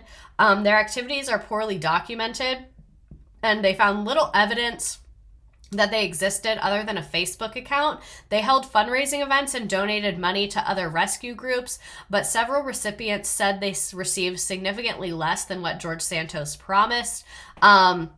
And he told people it was a legitimate charity, but they never got the tax paperwork. You have to file with the government as a charity to be able to collect donations. It's not that hard, but you have to do it. And they never did that. And Santos said February of 2023, he never handled the finances of Friends of Pets United, although its volunteers dealt with it. He seemed to be the only person who did so. So very interesting. All mentions of the organization were removed from his biographies. And his biographer, who I don't know if she's doing this with his permission, said that Friends of Pets United was a vehicle from selling puppies from Santos's personal golden retriever and those he obtained from commercial breeders as a way for him to conduct unaccountable fundraising in the name of other better-known rescue groups. So, whatever the fuck that means. He also had theft charges in Pennsylvania after bad checks were written to an Amish dog breeder. He gave the breeder a check for $15,000 for puppies and then hosted an adoption event at a pet store, and the check bounced, so the charge was brought against him. And Tiffany, a school friend of his childhood, assisted in getting the charges dropped after he told her his checkbook had been stolen, and he received an extradition warrant from Pennsylvania at his New York address. Literally, how did this man end up running for Congress? How did we let this happen? Just as a society. And the case was dismissed in May 2021 after he ultimately paid the farmer who created the police report, so his record was expunged. But February 2023, the Washington Post reported that 3 other Amish dog breeders were allegedly never paid, but they just never filed police reports. I can imagine that the Amish aren't super into the police. Chad, is George even real? I don't think he's real at this point. We already talked a little bit about this, but a veteran said that George Santos stole the money from his GoFundMe fundraiser. He was homeless, and he had a service dog that needed surgery that was going to be $3,000. So he was told to contact the owner of FOPU, which is George Santos, Friends of Pets United. But at that time, he was going by Anthony DeVolder, who would set up a GoFundMe page. It had reached $3,000, but Santos went off with the money, and the dog unfortunately passed away. GoFundMe banned George Santos at the end of 2023. The fact that we allowed someone who is banned from GoFundMe in the United States Congress is fucking insane. Amish dog breeder is one of the most niche kinds of people I've ever heard of. How dare he target them? So, yikes on bikes. Also, Apparently the FBI is investigating the situation about the GoFundMe, though, allegedly. That's what the FBI is on. Y'all let him into Congress, but now you want to investigate the fucking fake dog charity. I'm going to scroll through some of this. It's just more of him being shady with his fucking fake pet store. He also apparently was doing credit card skimming, like we talked about. It is reported that his name came up in a 2017 international credit card skimming scheme perpetrated in Seattle by Brazilians. After Gustavo Torreira, a Brazilian living in Orlando, was arrested using a card skimmer at an automatic teller machine, a search of his car found an empty FedEx box with the address of Santos's former residence in Winter Park, which he was later reported to have jointly leased with Santos, the same one given on a Florida traffic ticket from 2016. So basically that was his fucking address. Secret Service agents interviewed Santos in New York, and he voluntarily surrendered cell phones to them, and the case remains open, but he is not currently a suspect in that, allegedly. I don't fucking know. I think they just can't prove it. So, more of his crimes. Where was I? So, sorry, I had to chew the cough drop. You know how it is. So, after the story was reported in 2023, Taylor made a sworn declaration to the FBI that he had committed a crime at the urging of Santos, who also taught him how to set up the skimmer and a camera if necessary to steal passwords and how to clone ATM and credit cards. And they had an agreement to split the proceeds. But after his arrest, Santos kept all the money for himself and hired a top defense lawyer and paid Trela's bail. And at the same time, he declined to tell federal authorities that Santos had threatened to report his Orlando roommates to immigration as they were there in the United States illegally. So Santos told reporters, "I never did anything of criminal activity. I have no mastermind event." And he said he had only met Trela a couple of times and he got information for them. Everybody got arrested and deported. So he definitely was stealing credit cards with that guy. Definitely. So it seems like they learned a lot. They learned a lot through the FCC investigation.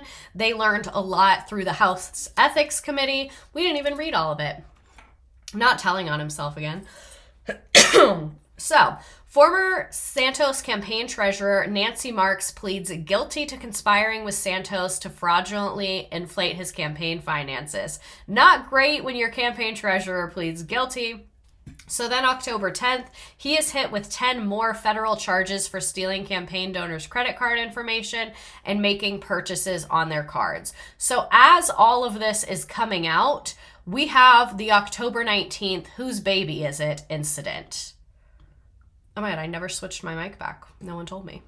Congressman George Santos got into a shouting match with an activist while holding a mysterious baby. And the next time he tries to accost me with a child in my hand, I want him out of here. He's an animal. I am holding a child. When asked if the baby was his, George Santos responded, "Not yet."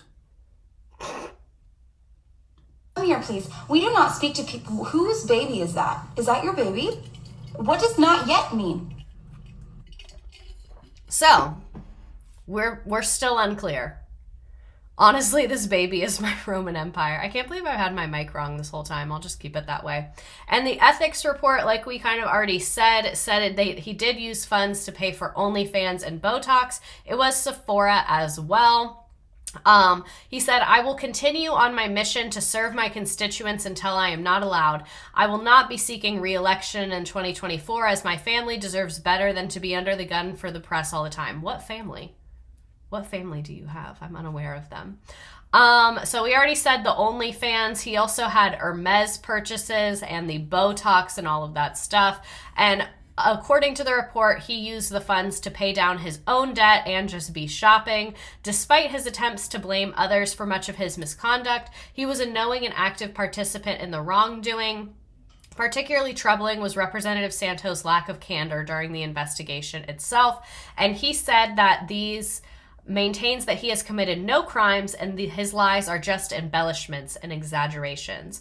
So, here is some great tweets from when he was being expelled from office.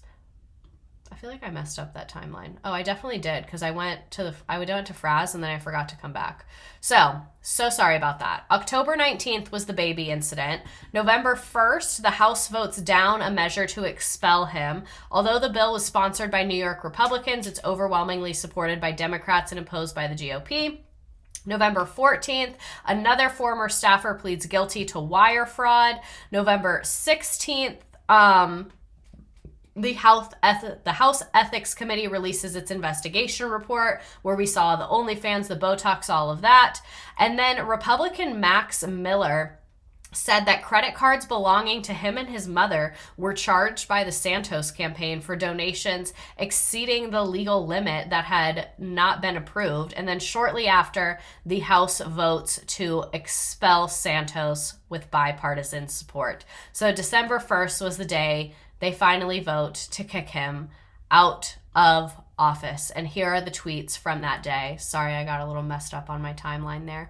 George Santos leaving his office after being expelled because he was the most chaotic member of the House. Live footage of George Santos leaving the Capitol. George Santos should do the cup song in front of Congress. George Santos leaving the Capitol. He lived an amazing life. What else can you say? And there's people saluting him. This picture is iconic. The paparazzi picture. This is the worst day for George Santos since his mom fake died in 9/11. 311 members of the House today. I'm not reading that. I'm not going to read it. It's funny, but I'm not going to read it. And now we go live to George Santos for comment. Why do I keep saying Sanchez? I've said it so many times that Santos doesn't sound real. George Santos departing Capitol Hill after historic expulsion, December 2023, Colorado. George Santos for Congress All-Stars.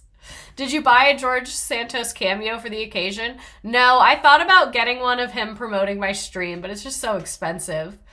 There's him as the Reputation album cover. George Santos opening his Spotify Wrapped. You lied 20,000 times this year. Flowers outside of his office after he had been expelled. Someone laid down flowers in front of his office. So this is the House voting to expel him. We mainly have videos for the rest of the night, so sit back, get a drink, and enjoy. On this vote, the yeas are 311, the nays are 114, with 2 recorded as present. 2/3 voting in the affirmative, the resolution is adopted, and a motion to reconsider is laid upon the table. The clerk will notify the governor of the state of New York of the action of the House. Under Clause 5D of Rule 20, the chair announces to the House that in light of the expulsion of the gentleman from New York, Mr. Santos, the whole number of the House is now 434. Congress is so boring. Like, why is no one being like, oh, don't let me in Congress because I'm going to make it fun. Imagine how embarrassing it would be to sit there while everyone else votes you out. So here is the news from that day. Begin tonight with now former Representative George Santos expelled from Congress. The vote was bipartisan and an historic one. Santos becoming only the 6th person ever to be kicked out of the House of Representatives. Already, his congressional office has been stripped of his name. This afternoon, a worker removed the sign, replacing it with one that reads Office of the 3rd Congressional District of New York. We do have team coverage tonight breaking down what's next and reaction from constituents. But first, let's get to CBS 2's Lisa Rosner. She's live in Washington, D.C. She's been covering this for us there all week. Lisa. Well, Alice and Maurice, lawmakers that I spoke with immediately after the vote told me they now feel a sense of relief. They far exceeded the 2/3 majority needed to make this a reality. But New York Republican lawmakers say this is not a victory. This is how I expect people to react when I leave my 9 to 5. The integrity of Congress. On this vote, the yeas are 311, the nays are 114, with 2 recorded as present. The moment George Santos went from congressman to the 6th member of the House to be expelled, he shook some colleagues' hands and walked out past a crush of media. Mr. Santos, He was silent, but his Long Island constituents who traveled to see it are not. We took the trash out today. Leave it there. The moment when it happened, we just were elated. And, everything that we've been fighting for, finally it happened. Calls for the 35-year-old to resign began late last year after constituents learned he fabricated his life story. 2 weeks ago, a scathing ethics committee investigation found he defrauded campaign donors, prompting more lawmakers to call on Santos to step down. I feel that there was certainly enough. The bottom line here is they produced the receipts.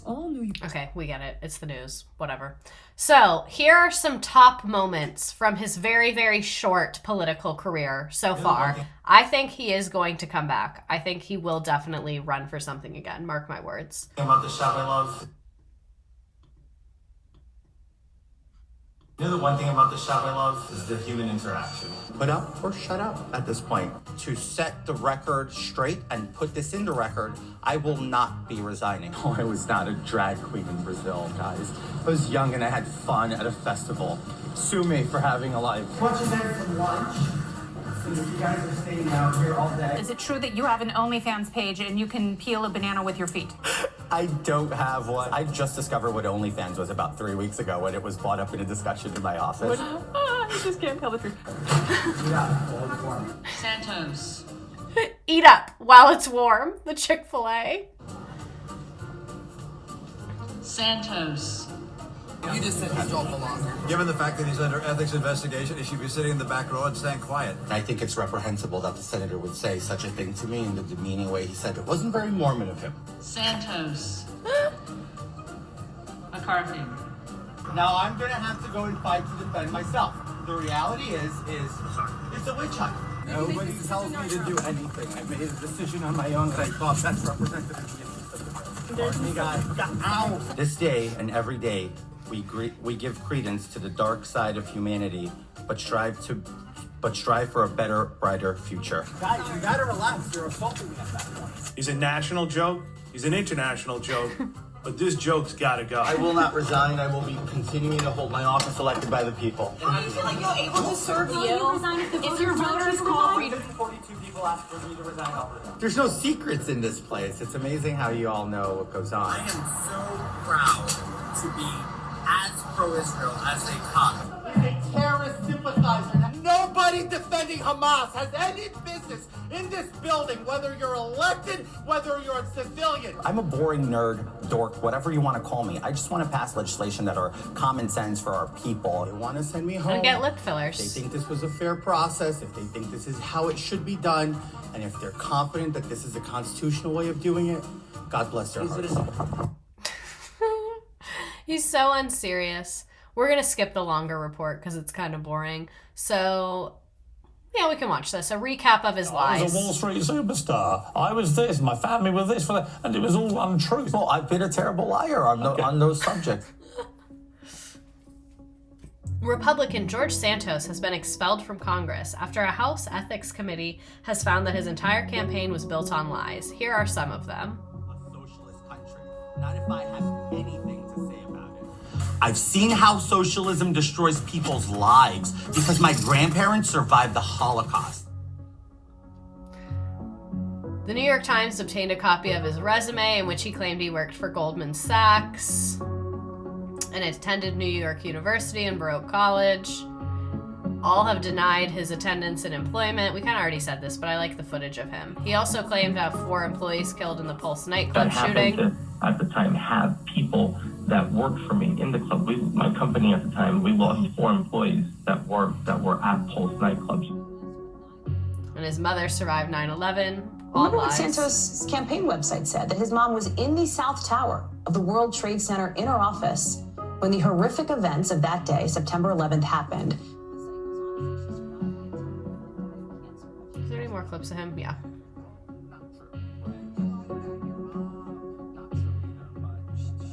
Again, I never said my mother died on 9/11.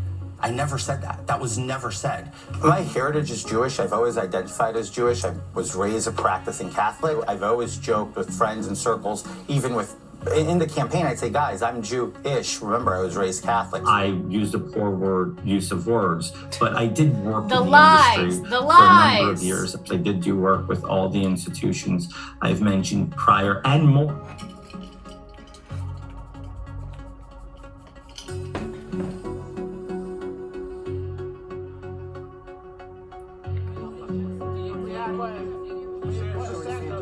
George Santos coming down the stairs there of the Capitol. Now you hear Monty trying to get to him. And as soon as he gets him, it looks like he isn't saying anything to anyone he has been talking about. So, you get the point of that. So what is next for George Santos? Within 3 days of his expulsion from Congress, he was offering videos on Cameo. Originally, he was charging $75 per video, but within 3 weeks, he raised it to $500.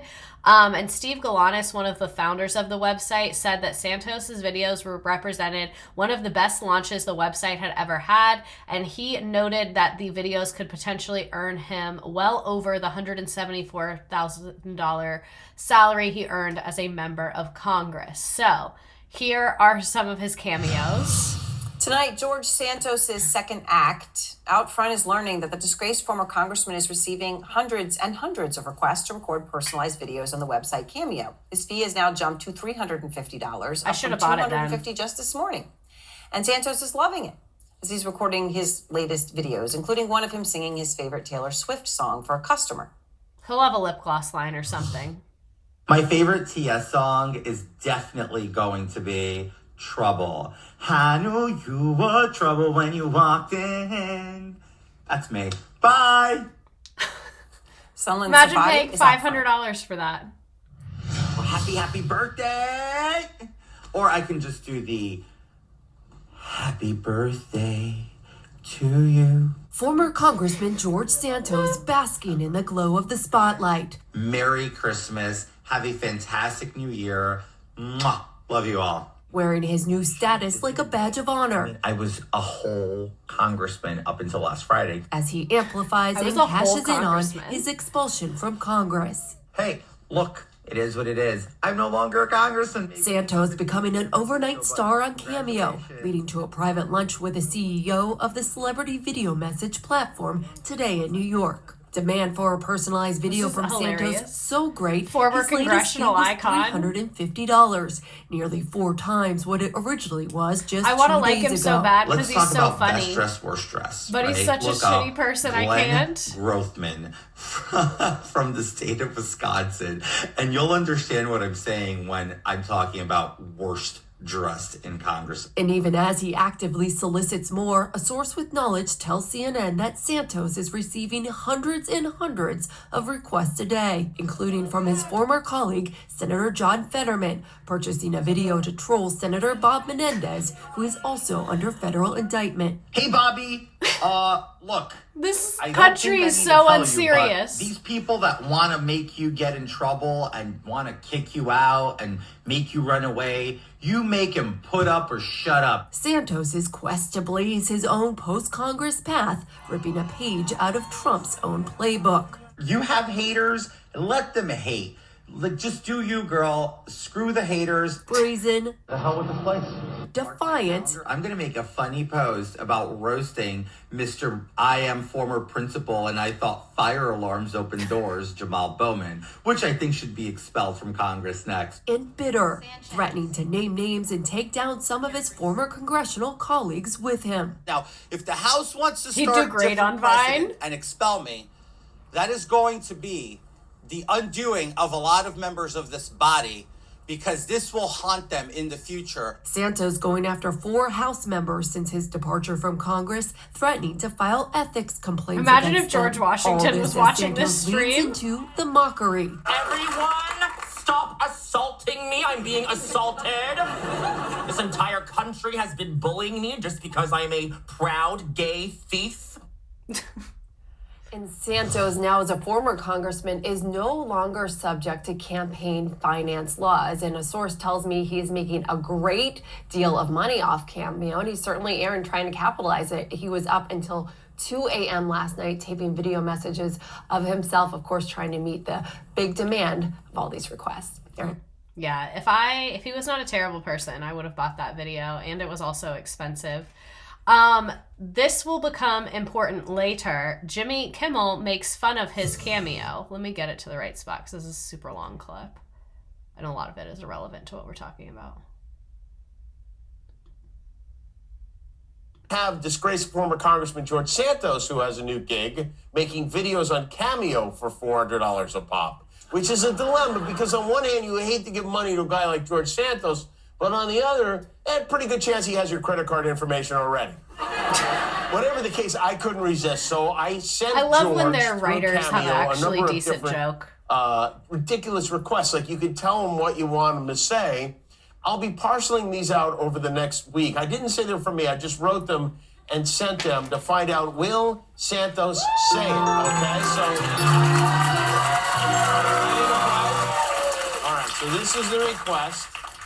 The request was, George, please congratulate my friend Gary Fortuna for winning the Clearwater, Florida beef eating contest.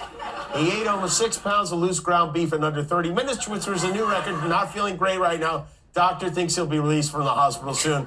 Please wish him a speedy recovery. All right. Will Santos say it? Great use of show funds. Let's find out. Hey, Gary Fortuna.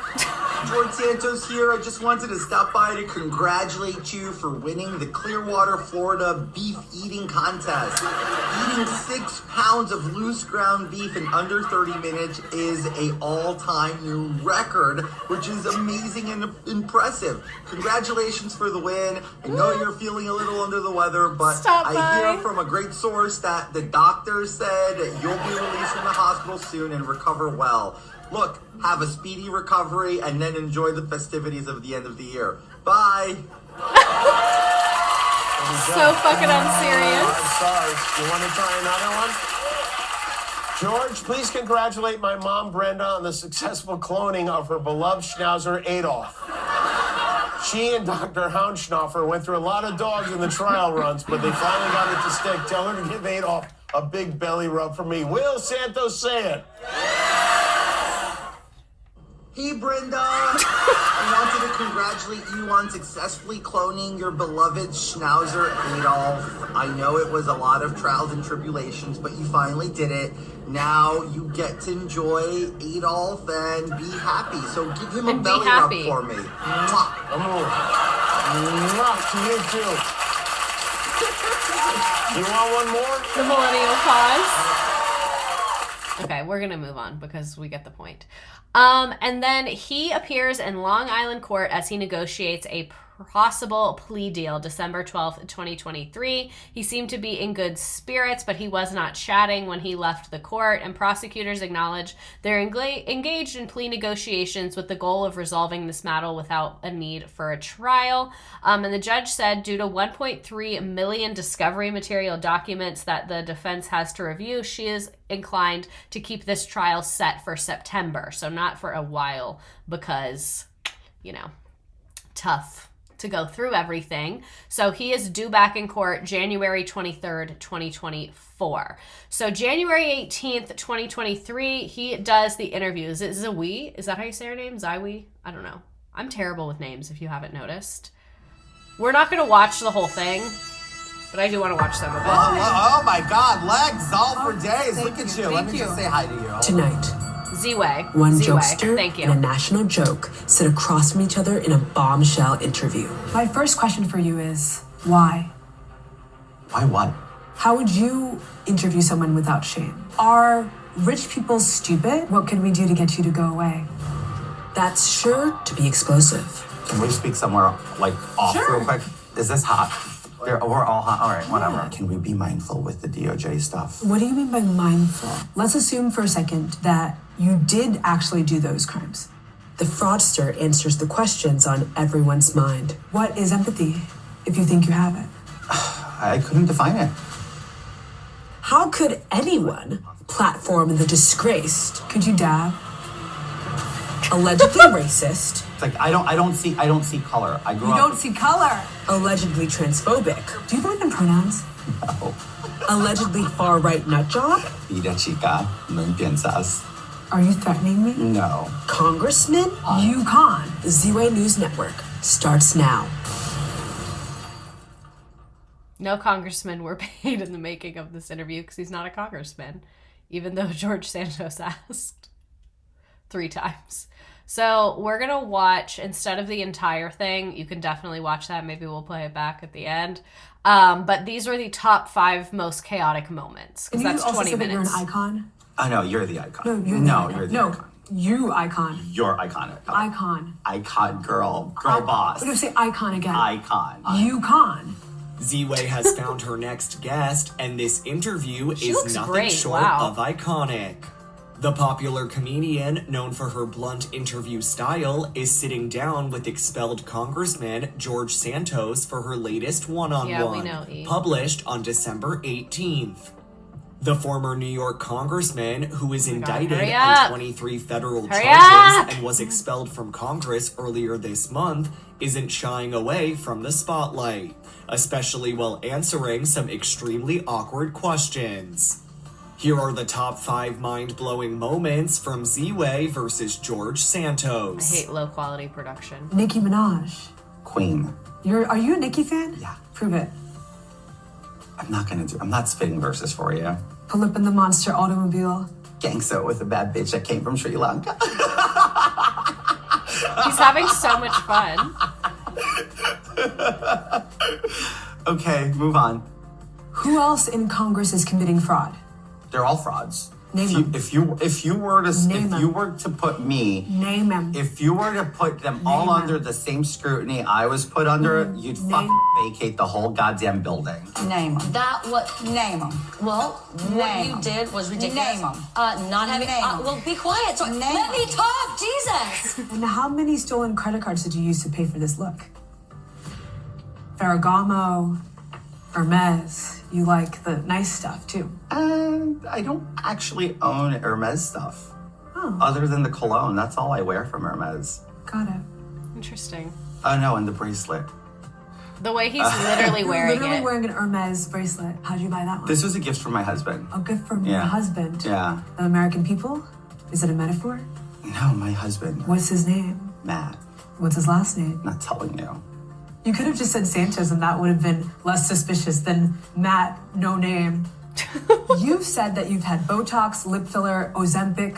What is a complete list of cosmetic procedures you've had? I did go under Ozempic treatment for A1C reasons and subsequently lost 100 pounds. Botox, yeah, since I'm 25. Fillers, since I'm 25. I will never deny it. How do you pay for it?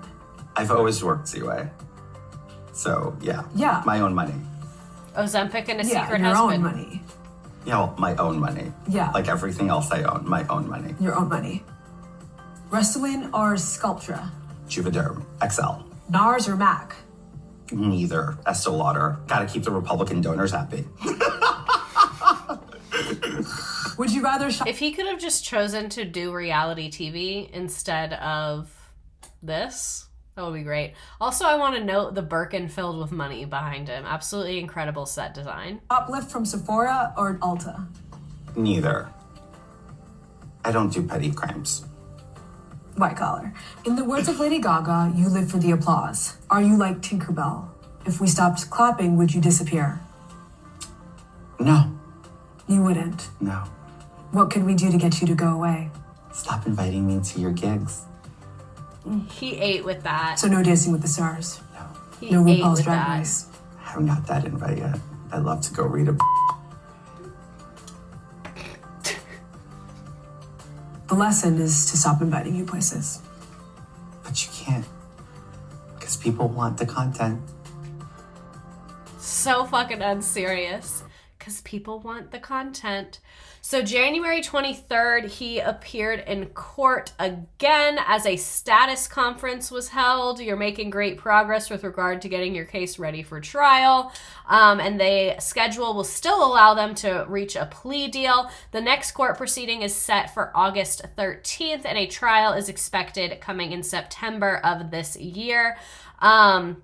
Santos was wearing Prada footwear, rode in the elevator with reporters, and when probed about the upcoming election to fill his seat, he said, "I don't vote for Democrats." And asking on whether he misses working in Congress, he said, "Sure, it was fun. Of course I do. I worked really hard to get there." And when asked about his current employment, he said, "Nothing I want to report." So, George Santos, as of a few days ago, is suing Jimmy Kimmel. Former Congressman George Santos is suing late-night talk show host Jimmy Kimmel. And he says this is all over some prank videos. This is in a lawsuit filed on Saturday. Also, TikTok, Santos I'm going to say goodnight to you. Bye-bye. Deceived him into making videos on the Cameo app to use on the show in order to ridicule him. So Santos is suing on the basis of alleged copyright infringement, fraudulent inducement, breach of contract, and unjust enrichment. Santos, who was expelled from the U.S. House last year, is seeking $750,000 in statutory damages for the five videos, that he made that aired on Kimmel's show. Kimmel has not yet addressed the pending lawsuit. So that's a lawsuit that's ongoing, I guess. Here were the sources from tonight. Just to give a reminder, next week we are going to do Shaming the Rich. So we will be making fun of some rich person weddings. So join me next week, Tuesday, 7 p.m., same time, same place, to make fun of the rich. And I just want to say that making this game was hard because, like we saw, I couldn't do my usual questions, just like, what was his job? Where is he from? What happened here? Because like so much of the information, we couldn't figure out what was true, but I did make the game. Also, my Nearpod was being really glitchy, so I really hope that this works because the other day when I was working on this, it was fucking up so bad. Which theme do you guys want to do? The Valentine's Day one is still here. I think we're going to do the Valentine's Day one. I'm making an executive decision. So, this is our little trivia game. I just put the link in the chat. You can join from your phone. You can join from a new tab. You can join from whatever, but I don't want your email. You don't have to make an account. I'm not trying to get your credit card information. I'm not doing any of that. You literally just go to this website, put in the code. The code is 2YSMQ. And then you get to put in your name. If you don't want to share your government name, don't put it on there. And then you get to pick a little person. You aren't George Santos, exactly. Also, someone who said, wasn't he lying about his name? George Santos is his name, but he had gone by other names and done like shady things under other names previously in his career. Wait, real quick, prove you're not George Santos. Have you ever seen us in the same room? Have you ever seen us in the same room? And can I just say, the only thing I miss about working in corporate America is how I got to put my whole ass in these slides. Like literally, I put everything that I had into these slides. And because I was always having like downtime at my desk, I would go over them like a million times. So I knew it like the back of my hand. And I just feel bad because I feel like I gave a better stream when I went over it a bunch of times. So I'm trying to figure out how I can like noodle and rework. Also, side note, I'll be a better internet person next school year because now I kept everything organized, so I don't have as much I have to plan for next year. What's the code for? This is to join the This is to join the little trivia game. You put your foot in this episode, though. No, we've been having so much fun lately. Okay, good. I'm glad that you feel that way because this is what I compare it to. So I teach AP US History. I have 2 classes. I always feel like the second class, their lesson eats so much harder because I've already done it once. You know what I mean? So I feel like I used to go over y'all, so I like knew it and had like a storyline. And then like this one, like if I had gone over that again, I would have removed a lot of like the legal FEC stuff. But you know, we're live, laughing, and learning. I'm excited that we're trying this new thing with the rich shame. So we're going to start with shaming the rich. Feel free to like DM me or email me anything you want me to cover. This was my plan, is I found a list of like the most expensive weddings. I'm going to take out a lot of like the international weddings because I like white on white crime. Like I'm not going to make fun of a culture's wedding that I'm not familiar with. That's just like low down and nasty to me. I'm here to make fun of like a Beverly Hills wedding with like an ugly dress. So I will take out a lot of like the international ones. It'll be more focused on like white American weddings because like, you know, we don't punch down, we punch up. like Kim Zolciak's wedding is one that we're going to make fun of. So if you have any weddings that you want me to make fun of, let me know. And yeah, we'll just go through some of them and the dresses and the decor, the crop top wedding dress. I'll give people a couple more seconds to join the game, and then I'm going to go ahead and hit start. Did you find that guy that breaks down the cost? I did see someone doing that on TikTok. But yeah, feel free if you want to like either tweet me or email me, DM me. There's lots of ways to get in touch with me. There's my email address. Feel free to send me anything that you want to include. I think I'm just going to like throw it in a slide deck together. Or honestly, what I might do, and never mind, I am going to throw it in a slide deck. Okay, I'll give people a couple more seconds to join and pick your little characters. George's lip fillers. Which one of you in the Nearpod is George's pet fish? Okay, I'm giving you 10 more seconds. You have 10, 9, 8. Also, I'm really glad that y'all can't tell it doesn't have like that flow. I feel like it's more obvious to me, maybe just because I'm the one talking. But anyway, 7. Oh, the game? We do a trivia game. If you want to play the game, here are the directions. You have a couple more seconds. You go to that website and put in the code. 7, 6, 5, 4, 3, 2, 1.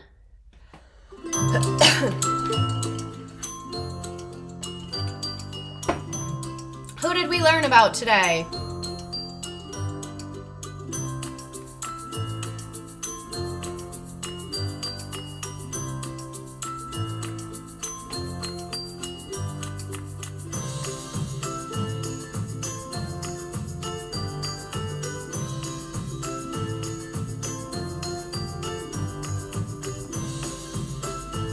Lip fillers.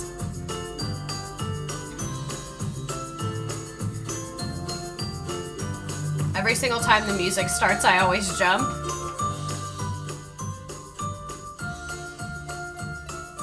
I like that the Valentine's Day theme is still there. Where did he do customer service? Ooh, some of y'all struggling. George Santos.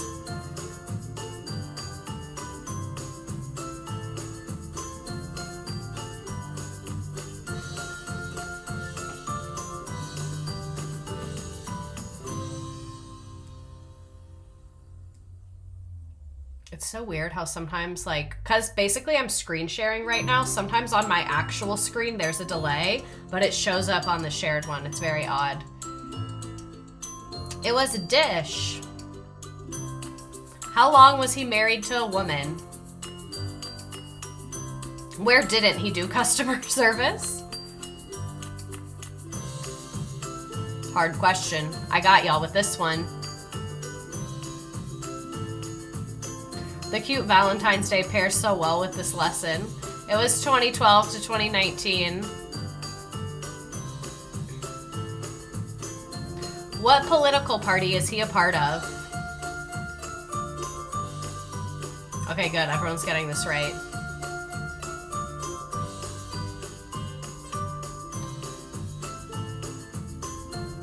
Do you play the chronological historical timeline? It'd be so fun to see you play because you actually know history stuff. I actually don't. I always get so embarrassed when like my students are like, who was president when this happened? And I'm like, I don't know.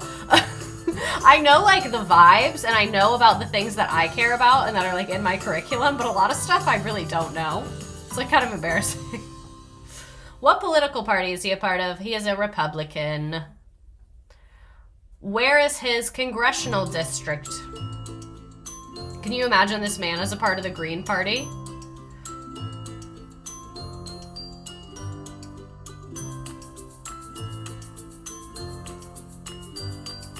Long Island.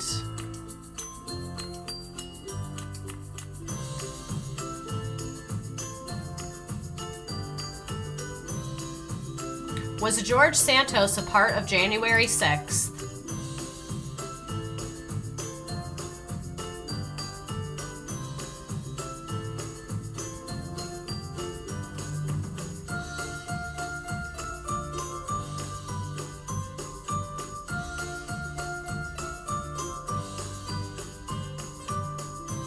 Or May's congressional district. It is unclear if he was a part of January 6th. What crime did he commit in Brazil that we know of?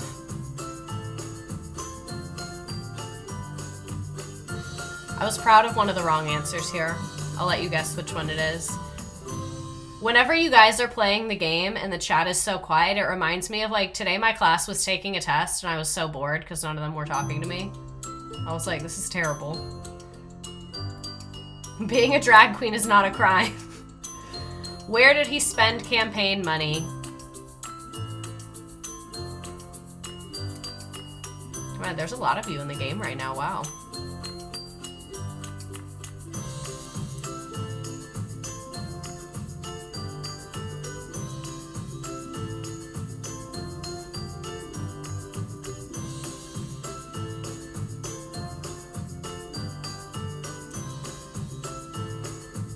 I know, but I needed a wrong answer. It was everywhere except Lockheed Martin and a bunch of other places that we didn't talk about.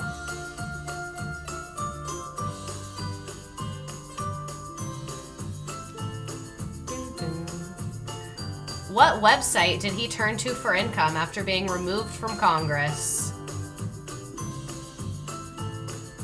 I have a cut on my finger.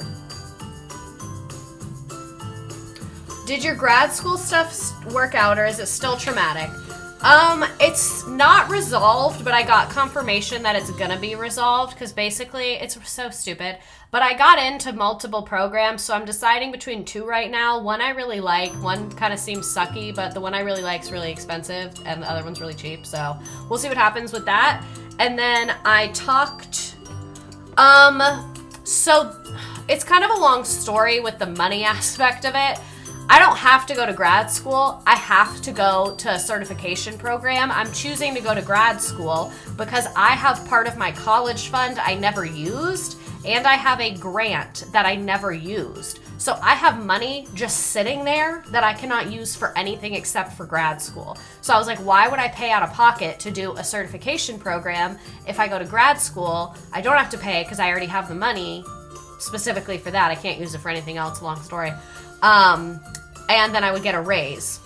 So my district is not paying for it, but it's because they're not making me go, but I'm not paying for it either. My parents are paying for part of it because I had a grant and scholarships in college. I didn't use all of my grant, and I didn't use some of my college fund. But anyway, I'll explain that while we get to the Collaborate board.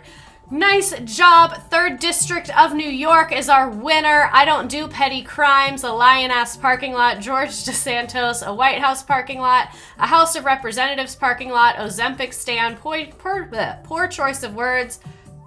Bye Baby Angel, who has been with us for a very long time. KB. Beefin' in Buffalo. Tanya Harding Shoelace. Ash, Jace, Melly Lynn, George's Pet Fish, George Pathological Liar Santos, Emily, Ellen, and Asparagus Dino Nuggy. Shout out to Not Yet. George's Lip Filler, a vindicated parking lot, more lip filler, fake bank account, OnlyFans, credit score, all of the things. Nice job, nice job. Thank you for joining us. Sorry, I keep coughing.